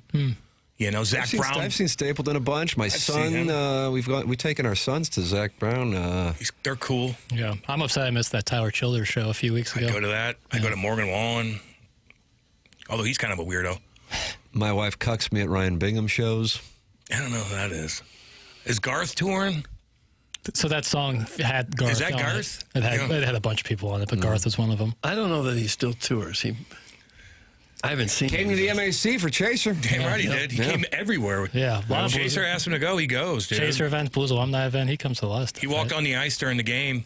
During the game. No one even knew who he was. He didn't have a cowboy hat on. He had a regular hat on. Yeah. And guys were about to go jump on him. Yeah, did you put them on your dance card? I was like, who is this guy walking on the ice? Guy's like, what the hell? Let's get him. And all of a sudden, Chaser skates over and they start hugging. Like, oh, wait. Oh, that's Garth. Security breach. He did look different without a cowboy hat. And he just did that on his own. He decided it was okay to jaywalk right through the game. Jaywalk right through. It'd be really funny if you just skated and pinned him against the boards. Like, what are you doing? Yeah, he supported all that, man, big time. Splashback Deuce is in the Form Energy YouTube chat and says, "Hey, Cam Jam, you are a silly goose. It's always fun listening." Don't you like that? Silly goose. Thank you. Big Tuft is not happy. It's so sad. St. Louis is becoming a country music hotbed. This used to be a city. Doug, that's Big Tuft. Dude, they used to, what a sourpuss. KC, I think it's St. Louis. I think it's KC. I used to think it's right next door. Right next door. Yeah. Well, you can listen to whatever you want to listen to. There you go. Bounce back and forth. Yeah. I like the Moody Blues. I'll jam out to them. Iggy loves the Moody Blues. You'll bond on that in about 10 minutes. Saw them in concert when I was a kid. Yeah, they're great. They're awesome. The Tyler Childers show was very overrated. He just stood there and stared at the ground or closed his eyes. It reminded me of Iggy when he used to play on his phone during TMA back in the day. That's from Steven time. Steven time. You're right on that, though. Like a lot of countries, they're not moving around. So what I like about metal is the lead singer is all over the place, soaking wet, screaming, I love that. I saw Kenny Chesney at Busch Stadium a few years back, and he was all over the place, running nonstop for 2 hours. Man. And he's not a young guy. No. Hot as hell, running around, singing. That's when it hits me how much talent these guys have when they can do it all live, one after the next, and for 2 hours. It's not like they're in a studio cutting it 5 times until they get it just right. Exactly. They're absolutely live and know every lyric to every song for like Don't miss 2.5 hours. And they can play different instruments. Yeah. Then they'll go on the piano. Then they'll do what? Doug, man. Hillary Duff lit the city on fire last night. That's in Fuelsy. She looks great. She was at Hollywood Casino Amphitheater. Oh, was she really? Did you see her? She lit the fire, the city on fire. I thought she was an actress. She was both of them. If you were on Disney at that time, you were definitely. Wait, she's both. a singer? Oh, yeah. See, Doug thought she was an actress. Yeah, I to be on a child actress. No, to be on Disney Channel at that time, you had to be able to do both. That's right. All those people did both. Like Ariana Grande. Ariana Grande, yeah, Britney Spears. Britney Spears, yeah. Hannah Montana. Miley Cyrus. Molly Miles. Yeah, you kind of had You to ever be. listen to those guys talk Vanessa about Hudgens, you got Zac Efron. They did everything. Disney stuff? Yeah. Those kids were unbelievably talented. Yeah. Some of them panned out. Some of them didn't. didn't. Well, Hillary Duff was married to, who was the guy? Yeah, Comrie. Yeah. Not married That's right. anymore, but yeah, she was in St. Louis. And he's last night. not a good-looking dude. Is that right? Just telling you. Neither am I. It's Maybe fine. that's why they're not married anymore. He had money. That's the reason. No, he had hockey money, which was pretty good. He didn't sign like $100 million, but I think his family was very, very wealthy too. Really? That helps. But he's not a big guy. His hair wasn't lush. I don't know. I don't know how You he didn't wheeled see that. it. I didn't see it. Like, damn. Hey, Brittany wasn't a Disney kid. It's from the 314. Jackson, would you like to apologize? Yes, okay. I'm sorry. If that she was on the Mickey Mouse Club, so I'm going to give you that. Okay, yeah. What that is? I don't know if it was on the Disney Channel. I think, first of all, I think Doug said it, so I don't really know why I'm catching hell. It doesn't matter. How's Hannah Montana doing? Miley Cyrus? Miley very successful still. Yeah, still. Yeah, oh yeah. She went through some phases. Yeah, but that's She shaved her natural. head? Yeah, but that's not like the idea that someone would be the exact same as they were when She they were got 13, that they are when they're 22 is nonsense, That was gigantic for the kid. That was way after my time. I never got it. Right. But she was gigantic. It's huge, still is. Yeah. That flower song she had a couple of years ago was #1 for a while. Doug, the first time I received hand play was listening to Conway Twitty, and I think the guy's name was Troy. That's from Indian Joe's Tape Right Now. Twitty. People just sharing their experiences. That's fun. That kind of sharing. It's fun when people share experiences. Get involved on the program. Share your experiences at 314-399-9646. You can do so also in the Forum Energy YouTube chat. The program's called TMA. It's presented by Brown & Crouppen on 101 ESPN.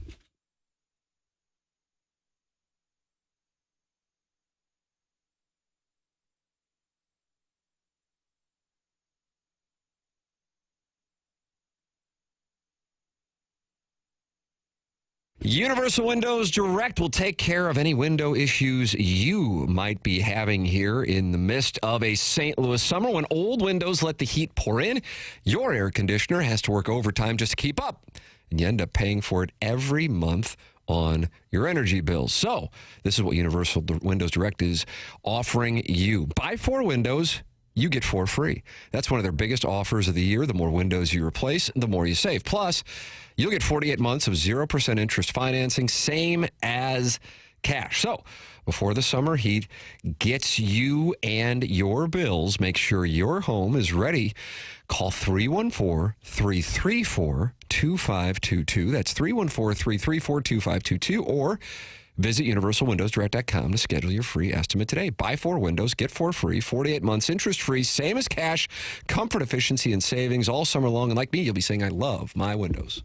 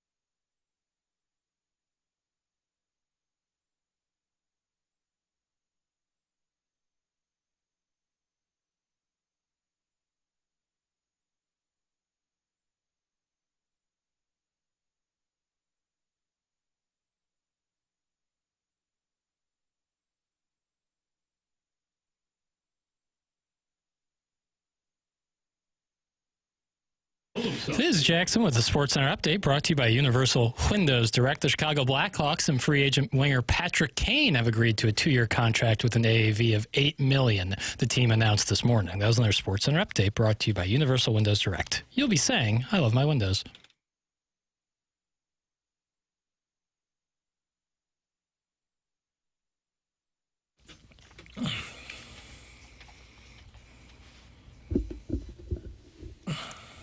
Doug, we're taking requests apparently in the text inbox. What kind of requests? Tim, can I get a birthday jingle? That's from Young Hung Big Al. He also sent in 2 hours ago, hey, Doug, it's my birthday. Can you take your shirt off for me? So he wants us to celebrate his birthday. What would you like to do for him? There'll be no nudity on today's show. What's his name? Big Al? Young Hung Big Al. Jackson, we got a picture with him, I believe, at opening day when we were doing the show live from Ballpark Village. He wanted to play one-on-one against me. Yeah, said he could beat you. Yeah. Was that when you had technical difficulties? We did. With McKernan on? That would, the grandma. No, that Tim fell through the dust the year prior. That's correct. The year prior. This when you year, weigh as much as I do, sorry, I'm going to put a lot of pressure on furniture. This year, Martin leaned back and somehow that knocked us off. And McKernan was on with us live, the new president. Yeah. And he's getting into the talk of the Cardinal television arrangement. And Martin moved his chair, and it just knocked the whole station off the air. And that's no BS. That's what happened. Funny, and Martin goes, boy, what does it say if I move a chair and it knocks?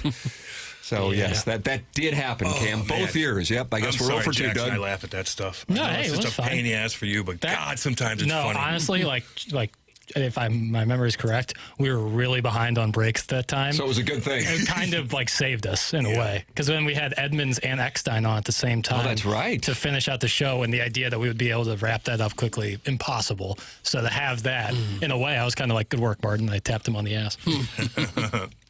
Man, oh man. Yeah, maybe it was me who pulled that plug. Sorry, Nuke. Oh, wow. Well, sabotage.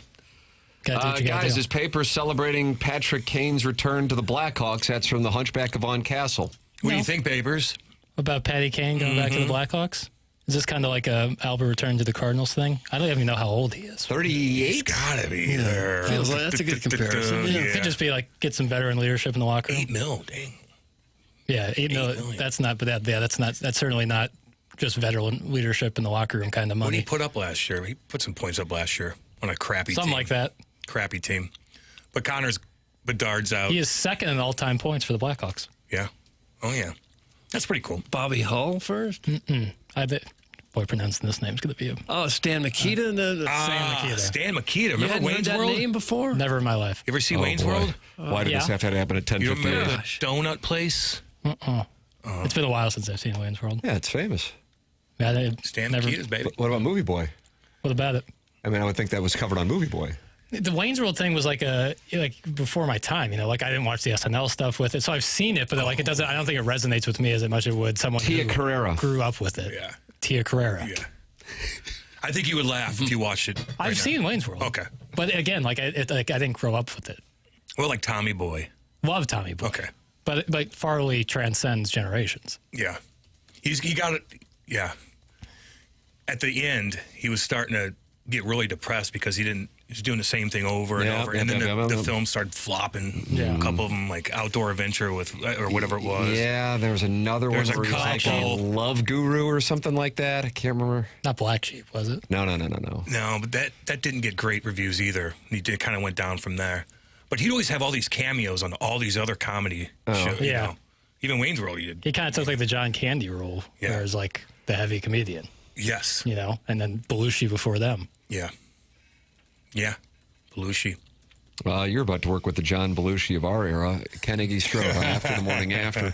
That's where we're headed right now. Go. Cam, enjoyed having you in today. Yeah, you'll be in again tomorrow. I'm off tomorrow, but back on Monday. Martin will be back on Wednesday. We're heading down the hallway for After the Morning After. BK and Ferrari are headed into the 101 ESPN studios. For Jackson Burkett, for Chairman Kurt, for Cam Jansen, and for Martin Kilcoyne, for my brother Kevin, for Douglas Elvin Vaughn, I'm Tim McKernan. This has been The Morning After, presented to you by Brown and Crouppen from the Stiefel Studios on 101 ESPN and the TMA STL YouTube channel.